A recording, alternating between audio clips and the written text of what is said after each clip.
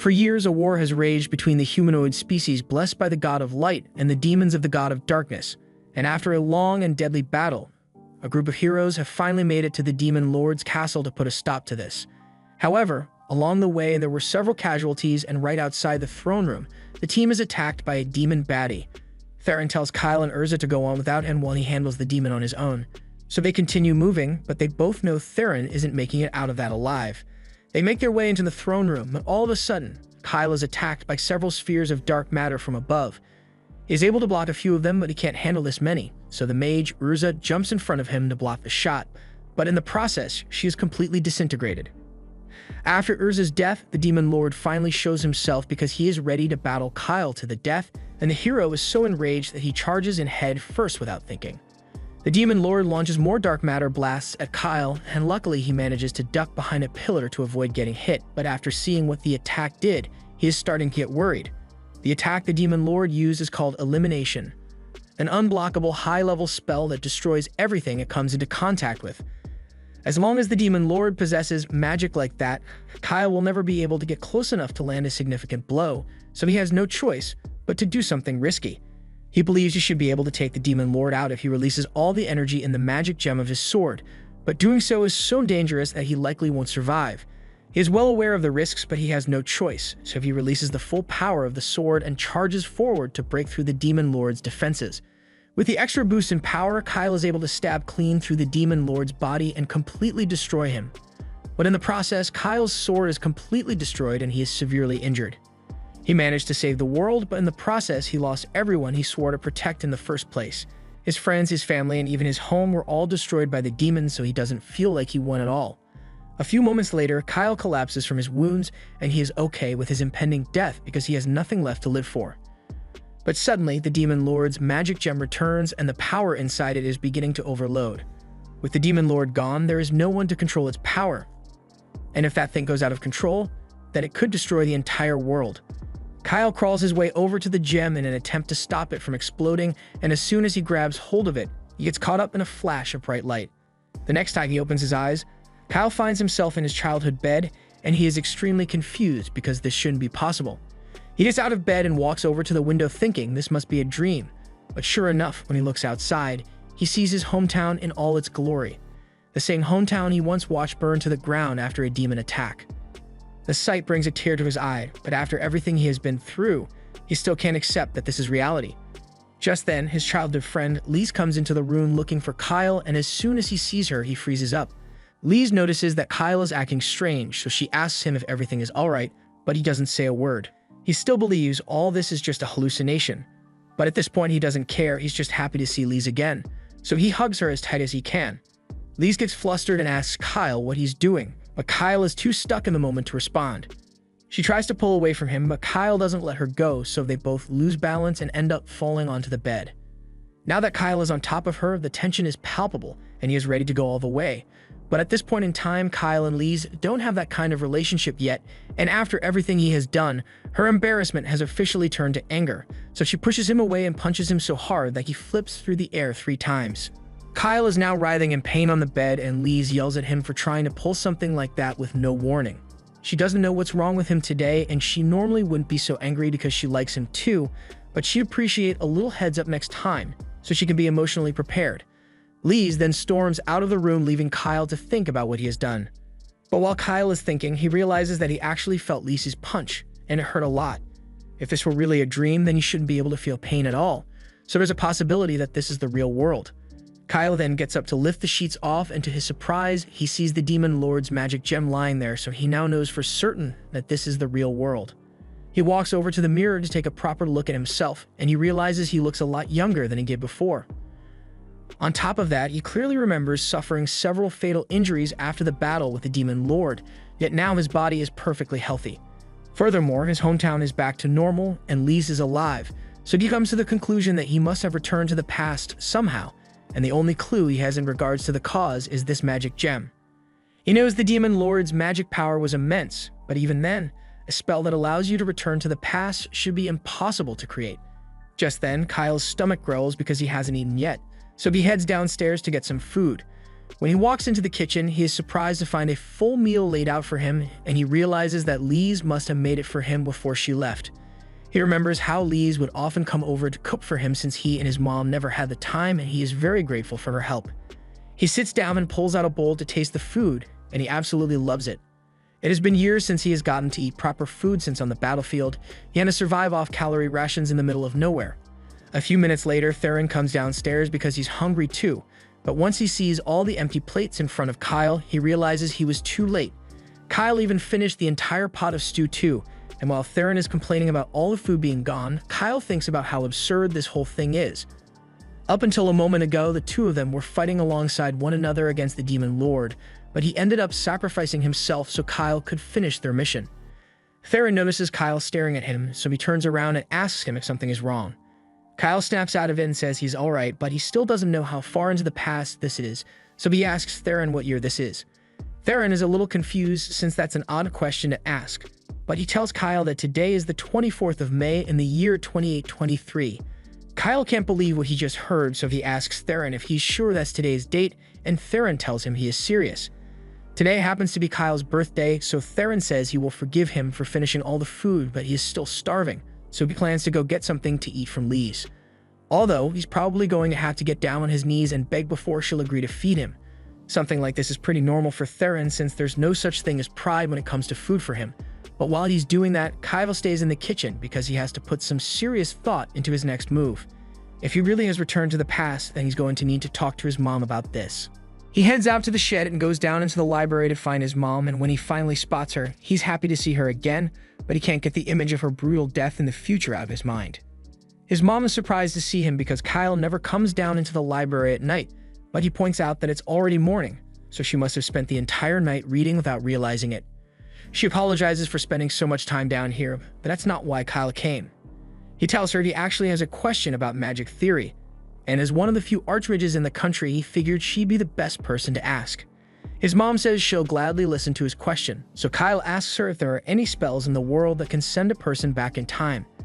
Kyle's mom answers, saying spells like that do exist, and he is surprised because he has never heard of a time spell before. His mother goes on to explain that not much is known about time magic, and while they know it exists, no one would be able to use it. The reason the spell can't be used is because it requires an unfathomable amount of magic power, so there isn't a mage in the world who could possibly pull it off.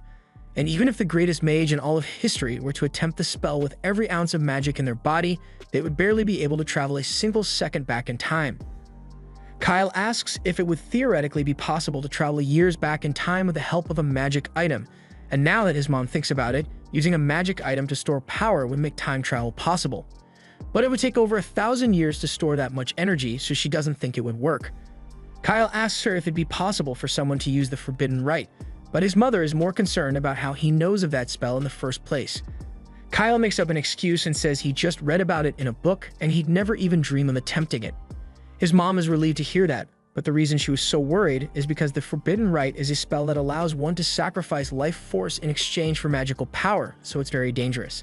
But even if someone were crazy enough to use it, she still doesn't think it would be possible to use time travel magic effectively. You would need to sacrifice the lives of half of all the humanoids on the continent to pull something like that off, and as far as she knows, there's no one capable of such an atrocity. Besides, there's no catalyst in existence that's capable of storing that much magic power in the first place. But if an artifact like that does exist, then it'd probably be recorded in this book. Kyle's mom flips through the pages of the book, and once she finds what she's looking for, she shows it to Kyle. It's a section about the legendary divine dragon's heart. It is said that the ancient kingdom of Sarls was able to prosper for thousands of years thanks to the power stored inside the gem, but eventually the gem's power was depleted, leading the kingdom to ruin. Kyle's mom believes an artifact as powerful as the dragon heart would be able to store enough power to make time travel possible, but it's been missing for over 1,000 years, so it's possible that it has fallen into the hands of the demons by now. Kyle is starting to piece together what happened, as it's evident that the gem he got from the demon lord must have been the dragon's heart. Kyle's mom thinks it's nice that the two of them are spending time together again because she was worried he has been avoiding her. Kyle apologizes and says he wasn't doing it on purpose, but his mom isn't really mad about it. She's just happy that he came to see her today, and for some reason, she gets the feeling that Kyle is acting a little more mature than usual. Anyway, she remembers Lise saying she'd come over to cook for them today, so she asks Kyle if he wants to go upstairs to eat. But before she leaves, Kyle tells her he actually already ate all the food, and with that single sentence, all the motherly love she felt towards him vanishes for a split second. A moment later, she regains her composure and tells him it's alright since today is his birthday, but she's not going to get him a gift anymore. Talking to his mom was really helpful because Kyle got a lot of useful information from her. Like the fact that this thing is the divine dragon's heart and that the demon lord most likely pre-programmed the spell into it to send himself back in time. But Kyle still doesn't understand what the demon lord would want to go back in time for. Just then, Lise walks up to Kyle, and as soon as he notices her, he begins apologizing for what he did this morning. He tells her he only did it because of a bad nightmare he had, so Lise asks what kind of dream it was. Kyle admits that part of the dream involved her dying, and she now understands why he suddenly hugged her like that. Lise smiles and says she's willing to forgive him since it wasn't his fault, but seeing her smile like that only reminds Kyle of everything he's going to lose in the future. Their village is the closest to the demon territory, so once the invasion begins, they will be the first to suffer the demon's attack. The village ended up being burnt to the ground, and Lise was killed in the chaos of it all. So from that moment on, Kyle swore that he would avenge her. But now she's sitting right in front of him, as alive as ever. Lise asks Kyle if something is wrong since he suddenly got all quiet, but he is deep in thought because if he doesn't do something soon, then 3 years from now he is going to lose everyone he loves again. He refuses to let things end the same way, so no matter what it takes, he swears to himself that he will change the future and save everyone from their cruel fate. Kyle needs to be ready for the day of the Great Cataclysm 3 years from now, so the next day he begins his training and creates a mental image of the demon lord to fight against. He charges forward at the mental image, but after countering a few attacks, he realizes his body is weak as hell compared to how it was before. Although it's kind of expected since by this point in time, Kyle had been living like a certified bum for years, so his compatibility absolutely sucks. However, he seems to have retained his increased magic stats from the future, so he tries to make up for the lack of strength by casting speed and strength enhancement on his body. But unfortunately, that doesn't do much to fix his uncoordinated body, so he still fails instantly. Kyle realizes that he needs to put in a lot of work to make his body strong enough to handle his magic power, so he is determined to continue his training. Meanwhile, Lise and Theron have been spying on him from the bushes, and from their perspective, Kyle has just been yelling and falling over by himself all morning, so they are starting to get seriously worried. Just then, Theron's mom, Layla, shows up, and she wants to know what the two of them are up to. They both explain that Kyle has been working really hard lately, which is weird since a few days ago, he couldn't care less about his training. Layla has no idea what caused such a drastic change in Kyle, but if she had to guess, she thinks he might be doing it for a girl he likes. Hearing that crushes Lisa's hopes since Kyle hasn't confessed to her or anything, so she assumes he must have fallen in love with someone else and proceeds to shake him out of anger, causing him to throw up. Lise realizes she took things too far, so to make up for shaking the vomit out of Kyle, she prepares his favorite meal for lunch. Kyle is still upset about being shaken like that for no reason, but he's willing to let it go since she apologized. Anyway, since everyone is here, Kyle tells them he has a question he'd like to ask. He wants to know the best way to force multiple nations to take action, and everyone is a bit confused since it's an odd question to ask at dinner, but his mom puts some thought into it, and there are a few ways he can force nations into action. One would be to get the kings on his side, or to become an influential figure like a priest or a hero, but if all else fails, he could always grow a mustache and commit war crimes to get the nation's attention. Kyle thanks his mom for the advice, but he needs to rally the nation's leaders within the next 2 years, and of all the options she has given, the only thing he can feasibly accomplish before then is to become a great hero. Kyle heads to his room and immediately starts reading every book available to plan out his path, and knowing what's coming in the future is really helpful here since he can confirm which legends are true. Just then, Theron comes in to see him, and he's amazed to see Kyle so focused on reading. He sits on the bed and asks if Kyle is really serious about becoming a hero since it's not exactly a job title that you can just apply for, but Kyle is already aware of that. Normally, someone would become a hero by slaying a demon king or something along those lines, but Kyle can't do that yet, so he needs to make preparations. It's a given that all heroes need to have incredible strength, but strength alone won't be enough to get the job done. To put it bluntly, Kyle says he needs to get a lot of money. That doesn't sound like a very heroic goal to Theron, but Kyle is completely serious. As a hero, he can't go around accepting rewards for his heroic deeds, but equipment and traveling costs are pretty expensive, so he's going to need a decent bit of money saved up if he's going to pull this off. Aside from that, he also plans to gain favor with as many influential people as possible to raise his notoriety, but this is starting to sound like Kyle is trying to become a politician instead of a hero.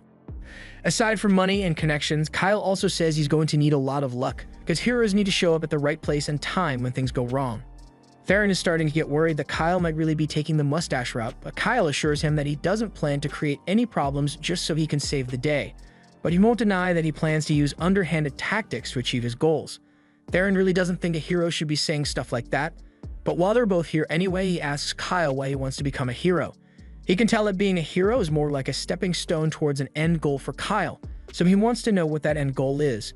Kyle admits that he does have his reasons for wanting to be a hero, but he can't share that information right now, so Theron is just going to have to trust him on this. The next morning, Kyle talks to Layla and informs her that he will be going out on an adventure soon, and Layla thinks it's a good idea since it's important to go out and learn about the world. She asks Kyle if he has told his mom yet, and Kyle has already talked to her about it this morning, although he hasn't gotten a chance to talk to Lise yet. Since Kyle will be gone for a while, Layla tells him to take Theron with him. Kyle already intended to have Theron come along, so he thanks Layla for permitting him. But this is the first time Theron is hearing of any of this. After that, Kyle goes to talk to Lise and tells her he will be leaving in 2 days. She seems upset that he will be leaving, but she doesn't want to stop Kyle from reaching his goal, so she asks him where he is going.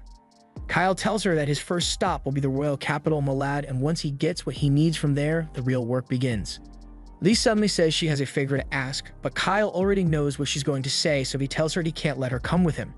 She asks him why she can't come even though Theron is going with him. She has been training hard with the Oracle warriors, so she assures him that she won't be a liability. Kyle says he just wants to be sure that she's in a safe place, and Lise is about to argue, but before she can say another word, Kyle kisses her and says that when he returns, she will be the first person he visits, so he just needs her to have some faith in him. Lise was so flustered by the kiss that she can't argue anymore, so instead she tells Kyle that as long as he promises he won't do anything reckless out there, she is willing to wait for him. The next day, Kyle needs to go shopping for supplies for his trip, so he asks Lise to come with him, but while they are both in town, Lise spots an elf over by one of the stalls. Lise is intrigued because it's unusual to see an elf in this part of the country, but Kyle is even more intrigued because this isn't just any elf, it's Urza. Kyle recalls all the time he spent with Urza in the future and how she loved him so much that she told him her true name, which is a really big deal among elves. He is so stunned by the sight of her that he accidentally blurts out her name, Exis, but he probably shouldn't have done that since in this time, Urza has no idea who he is, so the fact that a random human knows her true name puts her on edge, and she's about to draw her sword on Kyle. Kyle doesn't want Urza to make a scene, so he grabs her arm and tries to get her to calm down, but nothing is working, so he's forced to use her true name to put her to sleep. Urza then falls into Kyle's arms, and that takes care of one problem, but now Kyle has to deal with Lise, who saw the whole thing. Kyle says he has a perfectly good explanation for this, but I mean, from Lise's perspective, he just walked up to a pretty elf girl, put her asleep in the middle of the street, and is now probably going to kidnap her, so he can't really talk his way out of this. After taking Urza back to his house, he tries convincing her that she imagined him saying her true name, but she isn't dumb enough to fall for that. She knows she heard him say it, but the only people who are supposed to know her true name are her parents, so she demands to know where Kyle learned it. Kyle can't exactly explain that 4 years from now, he and Urza become lovers, and she eventually tells him her true name, and even if he did, there's no way she would believe him. Urza threatens to kill Kyle to make sure he doesn't tell anyone her true name, but Kyle asks her to please wait because he will explain everything to her eventually. Urza can't believe Kyle is asking her to trust him with something as important as her true name, so Kyle offers an alternative. He says he is willing to perform an application of the contract with Urza to prevent him from using her true name for evil. Contracts like these are usually formed between humans and spirits, but in special cases, they can be used to bind two people together. The terms of this contract will be that Kyle isn't allowed to reveal Urza's true name to anyone or use it for evil purposes, and if he breaks the terms at any point, then he will immediately die a painful death. Urza is surprised that Kyle is willing to stake his life on this, so she decides to trust him for now, but she currently isn't able to form the contract since she would need a full moon for that, and the next full moon is in 3 weeks, so she says she'll have to stay in town to keep an eye on Kyle until then. However, Kyle tells her that he's actually leaving town tomorrow, so Urza is forced to join him on his journey since she can't risk letting him out of her sight. The next day, everyone has packed their stuff, and they are about to set out, so Kyle says goodbye to his mom. Lise is also going to be joining Kyle now because she doesn't trust him enough to let him travel alone with Urza after how weird he started acting when he first saw her. The group eventually begins their journey, and Theron almost immediately starts flirting with Urza since he wasn't expecting such a pretty girl to randomly join their party. However, Urza insists that she isn't a part of their party, she's just coming along because she has to stay near Kyle until they've formed their contract. But no one was actually listening to her. Anyway, with Urza and their party, Kyle says they don't need to head to the royal capital right away anymore. Instead, they are headed for the Sumgard Mountains to find the Magic Queen's labyrinth. Theron doesn't think it's worth going since they've all heard the legends and that labyrinth is so large that they'll never be able to find the treasure in there. Kyle assures them that they don't have to worry about that because he has prepared a detailed map to lead them through the labyrinth. Kyle made the map using the memories of his adventure through the labyrinth in the future. But since the labyrinth is still uncharted territory at this point in time, the others find it hard to believe that Kyle managed to get his hands on a genuine map, so they think he got scammed. Urza feels kind of bad for Kyle, so she makes up something about the paper being 1,000 years old magic tree paper to make it sound more genuine. Kyle most definitely got that paper from some random book in the library, so he knows Urza is just BSing, but the others don't know that, and they trust Urza's word a lot more than Kyle's, so they immediately believe that the map is real. But even with the map, the labyrinth is still so big that it will take them ages to get to the treasure. However, Kyle has already thought of a solution for that as well, so he tells everyone they are going to dig a tunnel. They begin preparations on the tunnel right away, and with this, they should be able to avoid all the deadly saw traps laid out across the labyrinth. They've even got Urza helping out with an earth spirit to reinforce the tunnel, so it doesn't collapse, and she seems really motivated for some reason, so she urges Kyle and Theron to work even harder. After a long day of digging, everyone heads back to camp where Lise has prepared a delicious meal for them. Everyone loves the food, so Lise tells them they can have as much as they like. After all, she had a lot of ingredients to work with. Urza asks Lise if she was the one who caught the bear because she didn't think Lise was proficient with weapons.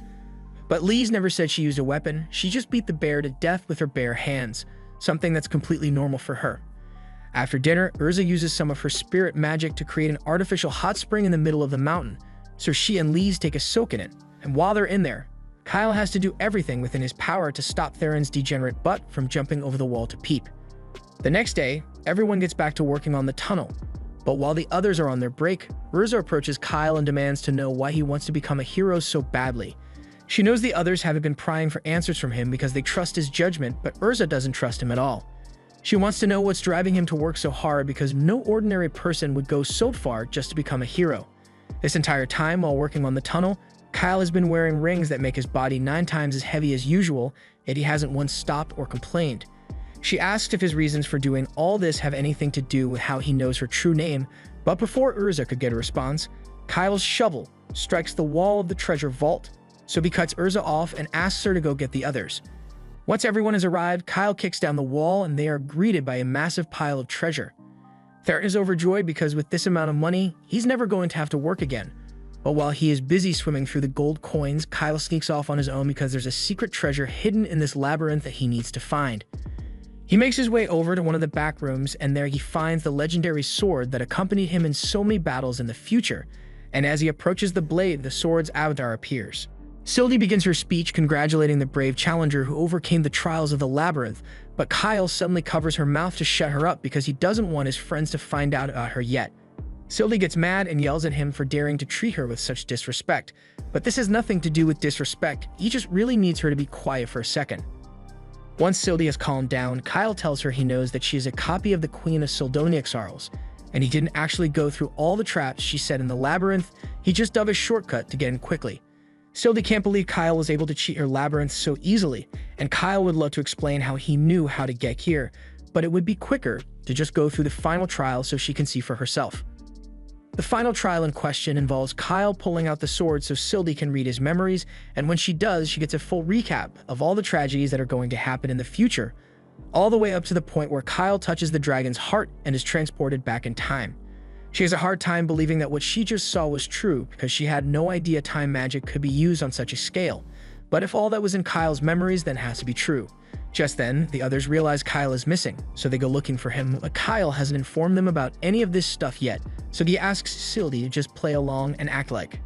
He grabs the sword, and as his friends approach, he excitedly yells that he found an intelligent sword. A little while later, Sylvie has been introduced to everyone, and she's currently enjoying herself with some of Lisa's cookies, as it's been centuries since she got to eat any actual food. Lisa asks Sylvie if she's really the Magic Queen, but to be more exact, Sylvie is only part of the Magic Queen. She's a magic life form created to evaluate the people who would eventually find this treasure vault, and if she had deemed them unworthy, then she would have had to blow up this entire place. But she thinks Kyle is interesting, so he has her approval for now. She also tells them to bring that bag along since it is connected directly to the treasure vault. Since Kyle has gotten the treasure he needed, he and the others head over to the royal capital. And while they are there, Sylvie keeps trying to run off to go try out all the food stalls, but Theron doesn't want her getting lost. The reason they came here is that they need to get some new equipment, and Kyle knows the perfect place for it. He leads everyone to a weapons store in the middle of town, and this place is pretty exclusive, so when they walk in, the receptionist asks them if they have a recommendation letter or something because kids like them could never afford to buy this stuff here. Kyle recalls that this store requires a membership fee to get service, but with how much treasure they have now, the membership fee isn't something he needs to worry about. He hands the receptionist some gold coins from the treasure vault, and the receptionist can hardly believe what Kyle just gave him, but he did pay the fee, so he tells Kyle and the others they can head in now. Once they are inside, they are introduced to the owner of the shop, Fesba, and he offers to help them pick out the gear they need. Sylvie notices a few swords on the wall, and she recognizes them as some of Melanis's work. Fesba is surprised that she can tell that from just a glance, but she's right. These swords were made by the great craftsman, Melanis, from ancient times. However, Sylvie has actually met Melanis before, and his work wasn't the best, but he threw a tantrum every time she criticized him. Fesba is confused by what Sylvie just said, but before she can say anything else, Kyle steps in and drags her away because they can't let anyone find out that she's the queen of magic. Anyway, Fesba begins showing everyone around the shop, and for Kyle, he suggests this set of dragon-scale armor, handcrafted by dozens of underpaid workers and loaded to the gills with resistance magic. Kyle really likes the practicality of the armor, so he decides to buy it, and Fesba is shocked that he made the decision so quickly because this thing is really expensive. Kyle asks Theron if he'd like to get a set of dragon armor as well, but Theron doesn't want to wear a matching suit with Kyle, so he says he will get something else. Kyle is fine with that, and since everyone is here already, Kyle tells them they can grab anything they think they'll need. The others grab things like spirit bracelets, gauntlets for Lise, and arm gear for Theron to boost his power, but it does absolutely nothing for his charisma. Now that they've gotten all the equipment they'll need, Kyle asks Fesba if he has any magic stones in stock, so Fesba shows him one of his most popular items. It's a magic stone enchanted with explosion magic, so it is very useful in offensive combat. Explosion stones are great, but Kyle is actually hoping for something that would be effective against reptile-type monsters, so Fesba shows him a magic stone enchanted with a cold spell.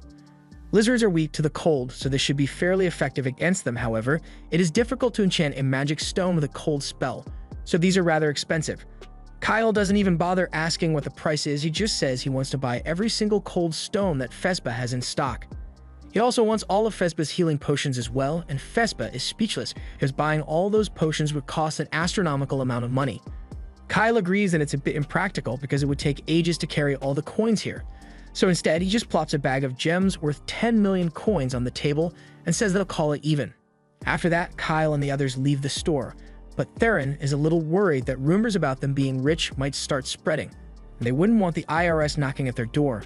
Kyle tells him he doesn't have to worry about that because they are leaving the capital tomorrow, but the others are surprised as they didn't know their stay here would be so short. This is the first time Lise or Theron have ever been to the capital, and they want to make the most of it. So Theron runs off to go live his big city dreams, and Urza tells Lise that she'll show her around town. Sylvie also tries to run off to try some more snacks, but Kyle stops her because there's something the two of them need to discuss while the others are gone. Kyle takes Sylvie back to the inn, and once they are inside, he asks her if she thinks the future can really be changed, but Sylvie thinks his question is dumb because the future was never set in stone to begin with.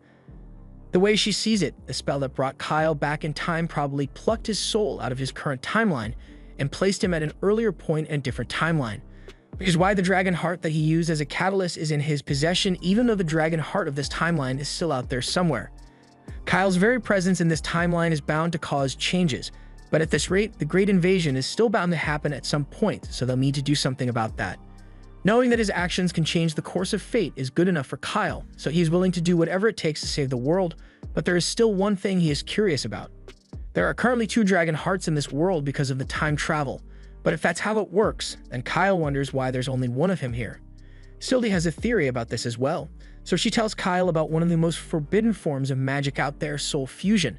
In this world, a person's max magic power is determined at birth, and no amount of training can change that, but back in the prime of Sildonia, they discover that the magic power of a person could be increased by fusing 2 souls together. Naturally, they performed experiments on infants with artificial souls, but it ended in a catastrophic failure, so soul fusion was categorized as forbidden magic. Regarding what happened to Kyle, Sylvie believes that the souls of the Kyle from the future and the Kyle from the past were fused together, and thankfully, since they were the exact same, it seems to have happened without any major complications. As a result, his magic power was practically doubled, so Kyle should be way stronger than he was in the previous timeline. He may even be able to use the highest form of magic, but whether he can master is another story entirely.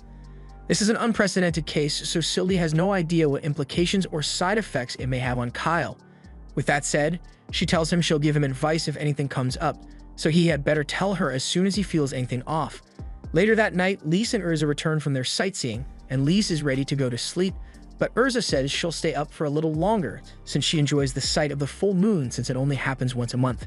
Hang on, the only reason she's here is because she had to stay near Kyle until the full moon so she could perform the contract, but she completely forgot, and the night is almost over so she has to find Kyle quickly. Kyle was out in the forest training with Sylvie when Urza suddenly comes running up to him. She reminds him that tonight is a full moon, so they need to do the contract ritual now.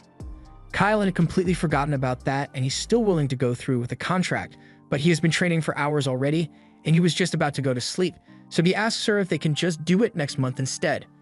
Urza refuses because she can't just leave things as they are, so Kyle eventually agrees and Urza begins drawing the contract circle.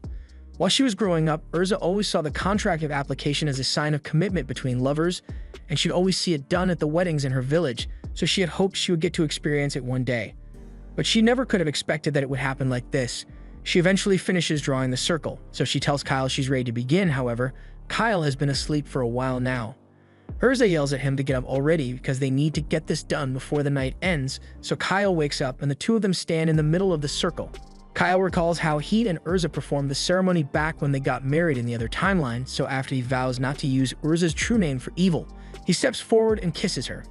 Urza is so stunned that she doesn't react initially, but when she finally processes what's happening, she pushes Kyle away and demands to know what he thinks he is doing. Kyle doesn't understand why she's so upset since this is just the final step of sealing the contract, but Urza tells him that there's only a kiss at the end when the contract is being done for a marriage, and this wasn't meant to be a marriage contract, so Urza is pissed. The next morning, Kyle and the others start leaving the capital. Lise notices that the others look awfully tired. Kyle says he and Urza were up late at night because of a little incident, but Urza doesn't want to talk about it. As for Theron, he was up all night trying to get a girlfriend, but even though he's rich now, he had no such luck. Anyway, the group is headed for Arkan now, but Kyle didn't want to explain why, so he just told everyone that Sylvie has a prophetic ability that said they should go there. Upon arriving in Arkan, the group just so happens to show up right when Princess Melina is having a town visit. Melina is a kind princess, beloved by all her people, so the others are excited to see her, but Kyle is the only one who knows that 2 days from now, Melina is fated to die. In 2 days, Melina's caravan will head to the village of Scenes. Along the way, she will be attacked by a Hydra and killed. Scenes was recently attacked by Hydras, so Melina's plan was to go there to show her support for the region, which ultimately led to her demise. Kyle thinks what happened is the natural result of her poor choices, since going to the village of Scenes while it's still dangerous, even out of kindness, was a dumb decision. Sylvie asks if it's possible that Melina was assassinated, and it was covered up to make it look like a monster attack, and Kyle admits that there were rumors that Melina's brother, Prince Karanes, was behind it, but no evidence was ever found regarding his involvement. It was ultimately deemed an unfortunate accident, and Kyle plans to use that unfortunate accident to his advantage, so he can become a hero. But he's going to have to be careful about how he does it since he needs to make it look natural when he saves her. But he has no idea where or when exactly the attack will happen, so he's going to have to keep an eye on the princess.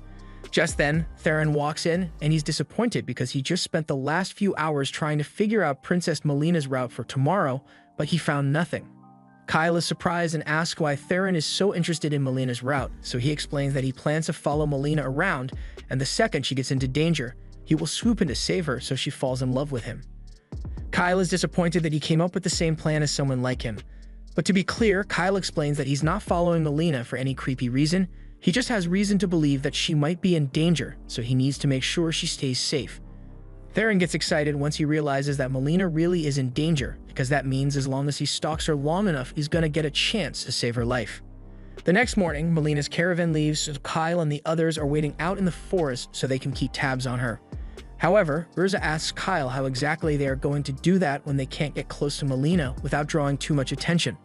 Fortunately, Sylvie has the perfect ability for the job, so she transforms herself into a hawk and flies onto Kyle's shoulder. The others are shocked since they had no idea that was even possible, but Sylvie explains that her real body is the gem inside the sword, and her physical form is just a manifestation made from her magical energy, so she can turn into anything she wants. As a hawk, there's no way anyone would notice her following Melina's carriage, and as an added bonus, she can give the others a real-time feed of what she's seeing using her gemstone. Urza is amazed by how versatile Sylvie is, because with an ability like this, it would be possible to spy on anyone without them knowing. A few moments later, Sylvie informs everyone that something strange is going on, but it's not monsters like Kyle thought it would be. Instead, the drivers of Melina's carriage suddenly stopped and started attacking Melina's guards for no reason. This is really bad, so Kyle tells the others they need to hurry before something bad happens to the princess. Over by the carriage, the drivers have just finished eliminating all of Melina's guards, so they move on to the next step of their plan and cover the carriage in some mysterious powder. Just then, Kyle and the others arrive, and before the drivers can even respond, Kyle uses haste magic to dash forward and knock them both out in an instant. Now that the guards have been incapacitated, the others tie them up so they can be questioned later, and Theron goes to check inside the carriage to see if the princess is alright. She seems to be unconscious, but other than that, she is thankfully unharmed. However, keeping her that way might be a little harder than they thought, because the group is suddenly surrounded by a horde of hellhounds. They all start doing their best to fend the hellhounds off, but there are so many of them that a few manage to slip past and go for the unconscious drivers. So much for Kyle's plan to interrogate them, but the group has bigger issues to deal with, because if they don't do something soon, and the same thing might happen to Princess Melina. Kyle asks Theron if he can drive the carriage so they can get out of here, but the carriage reins have been cut, and it will take at least a few minutes for him to get it fixed. On a side note, those are some of the nonchalant horses I've ever seen. Soon after, Kyle hears loud footsteps heading in this direction, and if it's what he thinks it is, then this is really bad. He tells Theron to stay near the princess and protect her no matter what, while the others should keep fending off the wolves. As for him, he says he's going out to handle what's coming on his own. Lee's objects and tells Kyle it's too risky, but he says he's the only one who stands a chance of beating it, and he promises not to do anything too risky. Lise and Urza have no choice but to trust Kyle, so they go back to fighting the hellhounds while he makes his way deeper into the forest. As Kyle is running, Sylvie asks him if he really thinks he will be able to defeat a Hydra on his own, and he is fairly confident that he can do this. As far as Hydras go, their strength is determined by the number of heads they have, and Kyle has beaten one with 3 heads before, so as long as it's not more than that, he should be fine. Kyle eventually confronts the Hydra, and after taking a quick look at it, he counts 1, 2, 3, 4. Okay, that's a lot more than 3 heads. The Hydra has 8 heads in total, and Kyle didn't really account for this, so Sylvie asks him if they should run. However, it's too late to retreat now, so Kyle has no choice but to face the Hydra. Hydras have simple attack patterns, so dodging it won't be too much of a challenge, but the Hydra also possesses scales that make it practically immune to sword strikes. However, that's not even the worst part about dealing with one. It also has incredibly foul poison breath that kills all living things that come into contact with it. Normally, getting hit with a blast point blank would be a death sentence, but that poison resistance from the dragon armor is really coming in handy right now. Kyle knew he would probably have to face a Hydra here, which is why he spent so much money buying all these magic crystals in the first place, and those cold spells are going to be really helpful here. He throws one of the cold crystals at the Hydra, and once the spell activated, it freezes the Hydra in place, buying Kyle enough time to throw an explosive crystal at it and cause a decent amount of damage. The combination of ice and explosion magic is enough to weaken the Hydra's scales, so Kyle is now able to slice off one of its heads. Sylvie is impressed that Kyle is holding his ground so well against a Hydra, but the battle is nowhere near done, because on top of all the Hydra's other abilities, it is also able to regenerate, so simply cutting its head off isn't enough to finish it off. Kyle continues throwing his ice stones at the Hydra to weaken it, but he's down to his last ice stone, and the Hydra's regeneration doesn't look like it's slowing down. So Kyle has to finish quickly with one final blow. He has a plan in mind, but it's risky, so he's only going to get one shot at this. He clutches all the remaining explosion stones in his hand and casts haste on himself, so he can dash straight towards the Hydra. He then cuts a hole straight into its chest and jams his fist in there with the explosion stones. The Hydra smacks him away shortly after, but by then it was already too late because Kyle had accomplished his goal. All the explosion stones he put in the Hydra were activated, resulting in a huge explosion that absolutely obliterates the Hydra. With this, Kyle has successfully won his first battle as a hero, but the fact that he got covered in Hydra guts as a result is unfortunate. Back at the carriage, the others are finally done taking out the hellhounds, so they want to go help Kyle since they are worried about him. But a moment later, Kyle walks out of the bushes, and they are relieved to see that he is unharmed. They think it's amazing that he was able to kill a hydra on his own, but they are noticeably less excited once Kyle gets closer because he smells like crap. They are still happy he made it back alive, but until he cleans himself up, they don't want to be anywhere near him, so they run away. After a few minutes of washing up, Kyle heads back over to the others by the carriage and asks them how things are going in here. Everything is fine, but Melina and her maids are still unconscious. Kyle assumes they must have been drugged since they've been unconscious for a long time now, so he asks Urza to use some of the antidote potion he bought to see if that does something. While Urza is doing that, Farron takes a look around the carriage and he finds a strange bag just sitting on the floor outside. Kyle assumes the drivers must have used the powder inside to lure the monsters here, so they kill Melina and make her death look like an unfortunate accident. So in other words, when Melina died in the past timeline, it wasn't just an unfortunate accident, it was a carefully thought out assassination. Meanwhile, back in the city, Prince Carnes and the Knight Captain are in a dark room together, and when one of the cards on the table goes dark, Zentos says it's time to send a squad out to confirm whether the mission was successful or not. As night falls, Melina has finally recovered from the sedative, so she opens her eyes and she is surprised to see that she's still alive. The last thing she remembers was being drugged and put to sleep, so she was certain that today would be the day she died, but it looks like she still has some luck on her side. She asks if they're the ones who saved her life, and Theron immediately tries to take all the credit, until Lisa knocks him out before he can do anything that would make a fool of them. Kyle bows in front of Melina and explains that he and his friends happened to be nearby when they saw Melina's guards being attacked by the drivers, so they intervened and saved her life. A moment later, Melina's maids wake up and Arca sees her talking to Kyle, so her first instinct is to get in front of Melina and protect her. If only she had that type of energy when Melina was getting drugged, but Arca is just genuinely worried about Melina's safety, especially after what happened earlier. Melina tells her there's no need to worry because Kyle doesn't seem like a bad person, and even though she doesn't know much about him, she does know that she wouldn't be alive right now without his help, so she sincerely thanks him. She gets up because she wants to see the situation outside, and Kyle warns her that it's not a pretty sight, but she needs to see the current state of things with her own eyes. After examining the drivers, she asks Kyle if any of her guards managed to survive, but unfortunately, all of them had been killed by the time Kyle and the others got here, so Melina and her maids are the only survivors. Just then, Sylvie informs Kyle that a group of soldiers from Arkan is heading this way, so Kyle relays the information to Melina. But as soon as she hears that the king's guard is on its way, she becomes panicked and tells Kyle that they need to get out of here immediately. Kyle is surprised by her reaction because he thought she'd be happy to hear that soldiers from her kingdom are on their way to help, but she tells him that those soldiers aren't here to save her, they are probably coming to make sure she died. She has given it some thought, and the person behind the assassination attempt is most likely the commander of the 2nd Battalion, Zentos, and she's sure Zentos must have ordered those soldiers to kill her on sight, so she can't let them find her alive. Melina instructs Arca to burn all the bodies here to trick the soldiers into thinking the princess is among the corpses, and in the meantime, everyone else should get onto the carriage because they need to get out of here as soon as possible. Everyone is confused, but they go along with Melina's orders, and just before getting on the carriage, Theron throws the sack of monster-attracting powder into her flames in hopes of delaying the soldiers with a sudden monster attack. Once that's done, Arca takes the reins of the carriage and everyone rides away, but Kyle is left wondering what he should do next because he didn't think he'd get himself involved in something as serious as a royal assassination plot so soon. Kyle asks Melina if she's absolutely certain that Zentos is behind this, but she knows what she heard. Yesterday, she got drugged by the prince and Zentos, and before she passed out, she could hear her brother celebrating because she had actually fallen for the trap. Now all he needed to do was put her in a carriage headed for Sains and tell everyone that she foolishly chose to go there despite the danger, and before long, she'd end up as monster food. She knew her brother was a greedy bastard, but she never really saw him as a threat since he is so incompetent, but with Zentos on his side, he could actually become a real problem. Normally, Melina would be escorted by Kilrin in the 5th Battalion to ensure her safety, but with how popular Kilrin is, she is often called away to take part in ceremonies in the royal capital. So this time, Zentos was put in charge of protecting Melina. Now that she thinks about it, she probably should have been wary of the fact that her brother came along in the first place, because he had no reason for being here.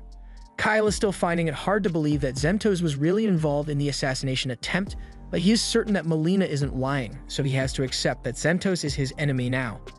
He tells Melina that since the assassination attempt failed, they are sure to try something else, and knowing Zentos, he probably already came up with a backup plan. He's most likely going to try and pin everything on Kyle and the others and paint them as heinous criminals who slaughtered Melina's escorts to get to her. The smartest thing for them to do would be to ditch Melina to ensure their own safety, but it's kinda too late for that, so Melina tells them that she will reward them handsomely once they get back to the royal capital safely. On the bright side, they have a few things going in their favor, like the fact that Kilrin's 5th Battalion is scheduled to arrive in Archon tomorrow morning. And once they find out that Melina isn't there, Kilrin is sure to come looking for her. Kyle asks if it'd be bad if Kilrin's battalion were to run into Zento's battalion, but Melina says the two battalions are roughly equal in strength, so if anything, it'd cause more trouble for Zentos than for them. If that's the case, Theron suggests that they could just hide out in Sanes until the situation blows over, but Kyle doesn't think it's a good idea since Zentos would probably just destroy the entire village to keep things quiet. Lise asks if he'd really go that far, but he has already killed a few royal guards to get to Melina, so it stands to reason that he won't stop when faced with 100 villagers. It's risky, but Kyle thinks the best course of action right now would be to head back to Archon since the city has over 10,000 people living there, and there's no way Zentos would be able to kill all of them. Plus, if they can meet up with Kilrin's battalion, they might stand a good chance of surviving. Melina agrees with Kyle's plan, but if they turn back now, they are bound to run into Zentos' men, so she asks him if he has a plan in mind to slip past them. But Kyle calmly explains that he plans to cut straight through Zentos' men. They stop the carriage to prepare, and thanks to Sylvie's surveillance, they are able to figure out that Zentos isn't with his battalion. Since Zentos isn't here, they just need to focus on defeating the regular soldiers, and luckily, Kyle already has a plan for that, but it involves a lot of explosion stones. They can't guarantee that Melina won't be hurt by the shockwaves, so Lise gives her a case of high healing potions and tells her to drink one if she is injured in any way. Melina is a bit shocked by how much equipment Kyle's team has since this stuff must have cost a fortune, and it did, but money's not a problem for them. Meanwhile, back in the capital, the prince is freaking out because the assassination attempt failed. Zentos assures him that he has already sent his men out to finish the princess off, but the prince wants to know why Zentos isn't out there searching for her with his battalion.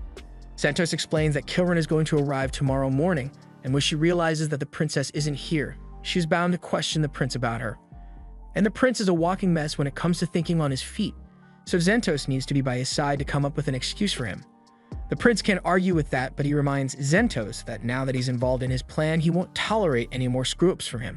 As the soldiers continue chasing Melina's carriage, one of the scouts they sent ahead runs back to report that he just saw the carriage turn around, so it should be heading this way soon. The vice commander orders everyone to stop and draw their bows to intercept the carriage, but just as the carriage comes into view, several explosion stones fall from the sky. This was part of a carefully orchestrated airstrike with the help of Sylvie, and now that the soldiers are disoriented, the carriage drives straight through chaos. Urza uses wind magic to shield the carriage from the explosion magic, while Theron is having the time of his life throwing explosion stones at the soldiers. It's not the most elegant way of doing things, but hey, at least it worked. However, once the vice commander regains his bearings, he orders all the soldiers who are still alive to get up and chase after the carriage. They still need to keep moving to avoid being captured. Unfortunately, as a result of all the explosions, one of the carriage's wheels was blown off, and there's no way they'd be able to fix it in time, so they are going to have to continue without it.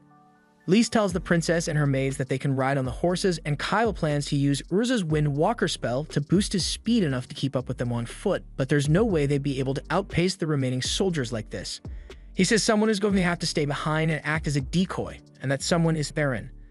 Theron has been busy trying to see if he could fix the carriage, but then Kyle tells him that it's his job to slow down the royal guards, and before Theron even gets a chance to complain, Kyle and the others have already started leaving. Soon after, the soldiers catch up to Theron, and to their surprise, they see him waving a white flag and yelling that he doesn't want to fight. The soldiers are curious, so they stop to see what Theron is up to, but it really looks like he just plans to surrender because he bows down and starts begging for forgiveness. He tells them that this whole thing was Kyle's idea, but he ditched him here, so if they let him go, he promises not to cause them any more trouble. He even offers them a huge bag of gold in exchange for his life, but as soon as the vice captain realizes that the princess isn't here anymore, he tells his men to just kill Theron so they can continue moving. Back on Kyle's end, Urza asks him if it was really alright for them to leave Theron behind because those soldiers definitely aren't going to spare him. Kyle admits that he would have preferred doing things differently so no one would have had to die, but this was the only way. Urza can't believe Kyle was really willing to sacrifice his best friend for the sake of the mission, but that's not actually what he meant. Urza would know this since it hasn't been long since she met Theron, but he is actually way stronger than Kyle or Elise. Meanwhile, Theron has just beheaded the battalion's vice commander, and his whole pathetic surrender was just a ploy to get them to lower their guard. Now that the soldiers are rattled, he takes off all of his gravity training weights and gets ready for a quick 1 versus 30. In less than a second, Theron dashes forward and effortlessly slices the heads off 3 of the soldiers. Afterwards, he runs back in to do the same to the rest of the soldiers. A few of the soldiers try to sneak up on him from behind, but Theron was already prepared for that, so he throws an explosion stone at their feet.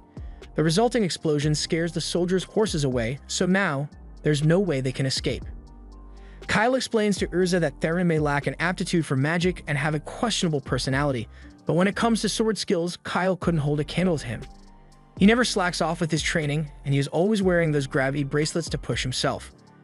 On top of all that, he's an extremely ruthless fighter, so Kyle would never want to have to face him in combat. However, if Theron is such a disciplined fighter, then Urza asks why he's always acting so goofy, but that's mostly just an act he puts on to make people underestimate him. Granted, he is still pretty weird regardless. Kyle has full confidence that Theron will win that battle, but up against 30 royal guards, Theron is going to have to go all out with lethal force. Kyle had hoped to resolve this without killing the soldiers since they are just following orders, but things don't always work out the way you intend.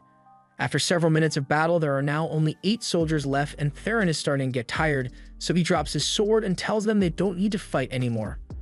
All he wanted to do was slow them down, and by now he has bought enough time for Kyle and the others to make it back to Archon. So his job is done. Besides, by now the soldiers must have realized that they aren't strong enough to defeat him, so if they leave, he's willing to let them go. The soldiers think about it for a second, and they really aren't getting paid enough to do this, so they all pick up their injured comrades and start limping away to get help. However, Theron can't leave any loose ends behind, so even though he said he would let them flee, he throws another explosion stone at the soldiers and rushes in to finish off the survivors. That seemed unnecessarily brutal, but Kyle did mention that Theron is a ruthless fighter. Meanwhile, back in Archon, Zentos realizes that someone must be interfering with his plan because he hasn't gotten any updates from his men.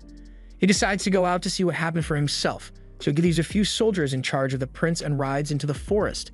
Sylvie spots Zentos heading straight for the group, so she warns Kyle that a powerful knight is approaching, but a moment later, Zentos notices Sylvie and blasts her out of the sky. Kyle immediately realizes it must be Zentos since no one else would have been able to notify Sylvie or shoot her down with such accuracy, so he tells Melina to go hide in the woods for the meantime. He also asks Urza and Theron to take Melina and run if anything seems strange, but Zentos is the greatest knight in Zergus, so Melina asks Kyle if she's sure he can beat him alone. Kyle admits that he would have preferred to avoid fighting Zentos altogether, but right now, he doesn't have a choice. Melina has been wondering about this for a while now, but Kyle keeps speaking about Zentos almost as if he knows him personally, so she asks him if there's something he's hiding from her. Kyle doesn't know what to say here, but luckily Melina backs off because she doesn't want to be rude to the man who is risking his life to save her. A little while later, Zentos is riding through the forest when he finds Kyle standing in the middle of the road. Zentos asks if Kyle is the one who has been helping Melina, and Kyle confirms it, but he asks why Zentos came alone when he could have easily brought the rest of his soldiers. So Zentos explains that he doesn't want to get any more of them killed when they aren't directly involved in this. Kyle knows this is going to sound strange coming from him, but he doesn't want to kill Zentos, so he asks him if he would be willing to surrender. Kyle could even get the princess to officially pardon him, but he wants to know why Zentos did all this since he is sure Zentos isn't the kind of person to be swayed by status or money. However, Zentos says there's no point in explaining things to someone like Kyle when he's about to die anyway, so it looks like Kyle really has no choice but to fight. Zentos and Kyle draw their swords, and after casting strength and haste on themselves, they charge at each other. Zentos uses his signature illusion magic to try to throw Kyle off, but he is able to dodge and counterattack regardless, forcing Zentos to pull back. Zentos is shocked since no one has ever managed to counter his illusion magic attack on the first try before, but Kyle knows all about it because in the previous timeline, Zentos was the one who taught him everything he knows about magic swordsmanship. They continue their clash, but there isn't much Kyle can do in this situation because at this point in time, Zentos is superior to him in every way. Zentos fires several bullets at him, and while he is busy deflecting those, Zentos tries to sneak attack Kyle, but Kyle reacts in time and leaps off the sword to save himself. He then throws an explosion stone at Zentos midair, but Zentos just knocks it back at him, so Kyle suffers severe explosion damage. While he is still recovering, Zentos tries to take advantage of the situation to finish him off, but once again, Kyle reacts in time and is able to parry Zentos' attack. However, when they clash blades this time, Zentos' sword begins to crack because Kyle's sword has greater durability. Xentos is forced to back off for now, so Kyle once again asks him if he is willing to surrender because he doesn't want to see Xentos die, but he has already made his decision, and nothing is going to change his mind now. Xentos realizes he doesn't have much time left, so he needs to make a move soon so he can finish Kyle off once and for all. They both charge at each other one last time, and in a fraction of a second, Xentos managed to parry Kyle's sword, leaving him wide open for a fatal blow. However, when Xentos brings his sword down on Kyle, it shatters into pieces because Kyle had hidden the dragon tear in his armor, and that thing is practically indestructible. Now, Kyle has the upper hand, but even with the shattered sword, Xentos refuses to give up, so he attempts to shank Kyle with what's left of his blade.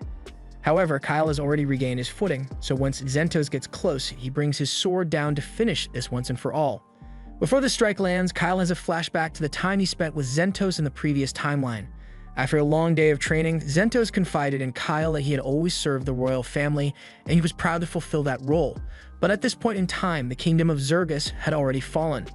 Kyle honestly never had a good impression of the king of Zergus, and Xentos agrees that the king wasn't a suitable ruler, but nevertheless he swore his life in service of the kingdom. However, now that Zergus has been destroyed, Xentos was no longer bound by that oath, so he felt that he could finally be free. Back to the present, with tears in his eyes, Kyle slashes through Xentos' chest, causing him to fall to his knees in defeat. Xentos asks why Kyle didn't take his head off even though he had a clear shot at it, but Kyle couldn't bring himself to do that to an old friend. However, the chest slash is still very much lethal, so Xentos passes away shortly after. Kyle knows this is a victory, but he is still devastated because the reason he began this mission was because he wanted to save all the people he treasures the most, and Xentos was one of those people. He truly wishes there was a way to keep Xentos alive, but his plan requires Melina's survival, so this is the way things turned out in the end. Back at the castle, the prince is pacing around his room, wondering why Xentos hasn't taken care of the princess yet. Just then, the room's door bursts wide open, and at first the prince thinks it's Xentos returning with good news, but to his dismay, he finds his sister alive and well, along with her personal guards. Melina wastes no time and orders Kilran to seize her brother on suspicion of assassination. She even authorizes the use of force to interrogate him, so as Melina leaves the room, you can already hear the sounds of Karn's getting beaten up for what he did. She then turns to Kyle and the others and thanks them because without their help, she would not have survived to see another day. To show her gratitude, she asks them to accompany her to the royal capital so she can properly thank them, and upon arrival, they are invited into the castle. Lise and Urza are both amazed by how fancy this place is, and Silly can hardly contain herself when she sees all the delicious sweets laid out in front of her, so she digs right in.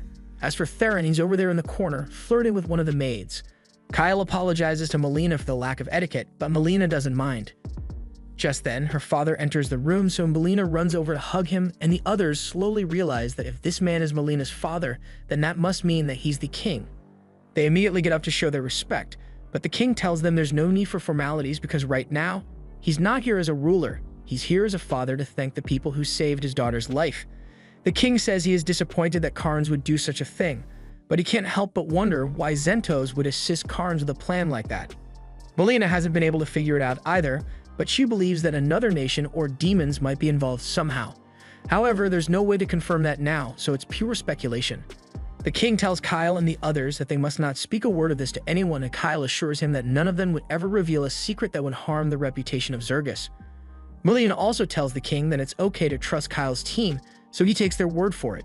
Not long after, details of the incident are released to the public, and the official story states that both Melina and Karns were attacked by monsters on their way to Sains, and a lot of royal soldiers were slain in the process. But thanks to the efforts of Kyle and his group, Melina was unharmed and Karns survived with only a few injuries to his face, so he will be recovering in a different country for now. A little while later, it is time for the official awards ceremony to thank Kyle and his friends for their brave heroism, so the king prepares to present them with the Saint's Medal. Today would come to be known as the first appearance of the hero, and the first step of Kyle's plan is finally complete. But there's still one more thing he has to do.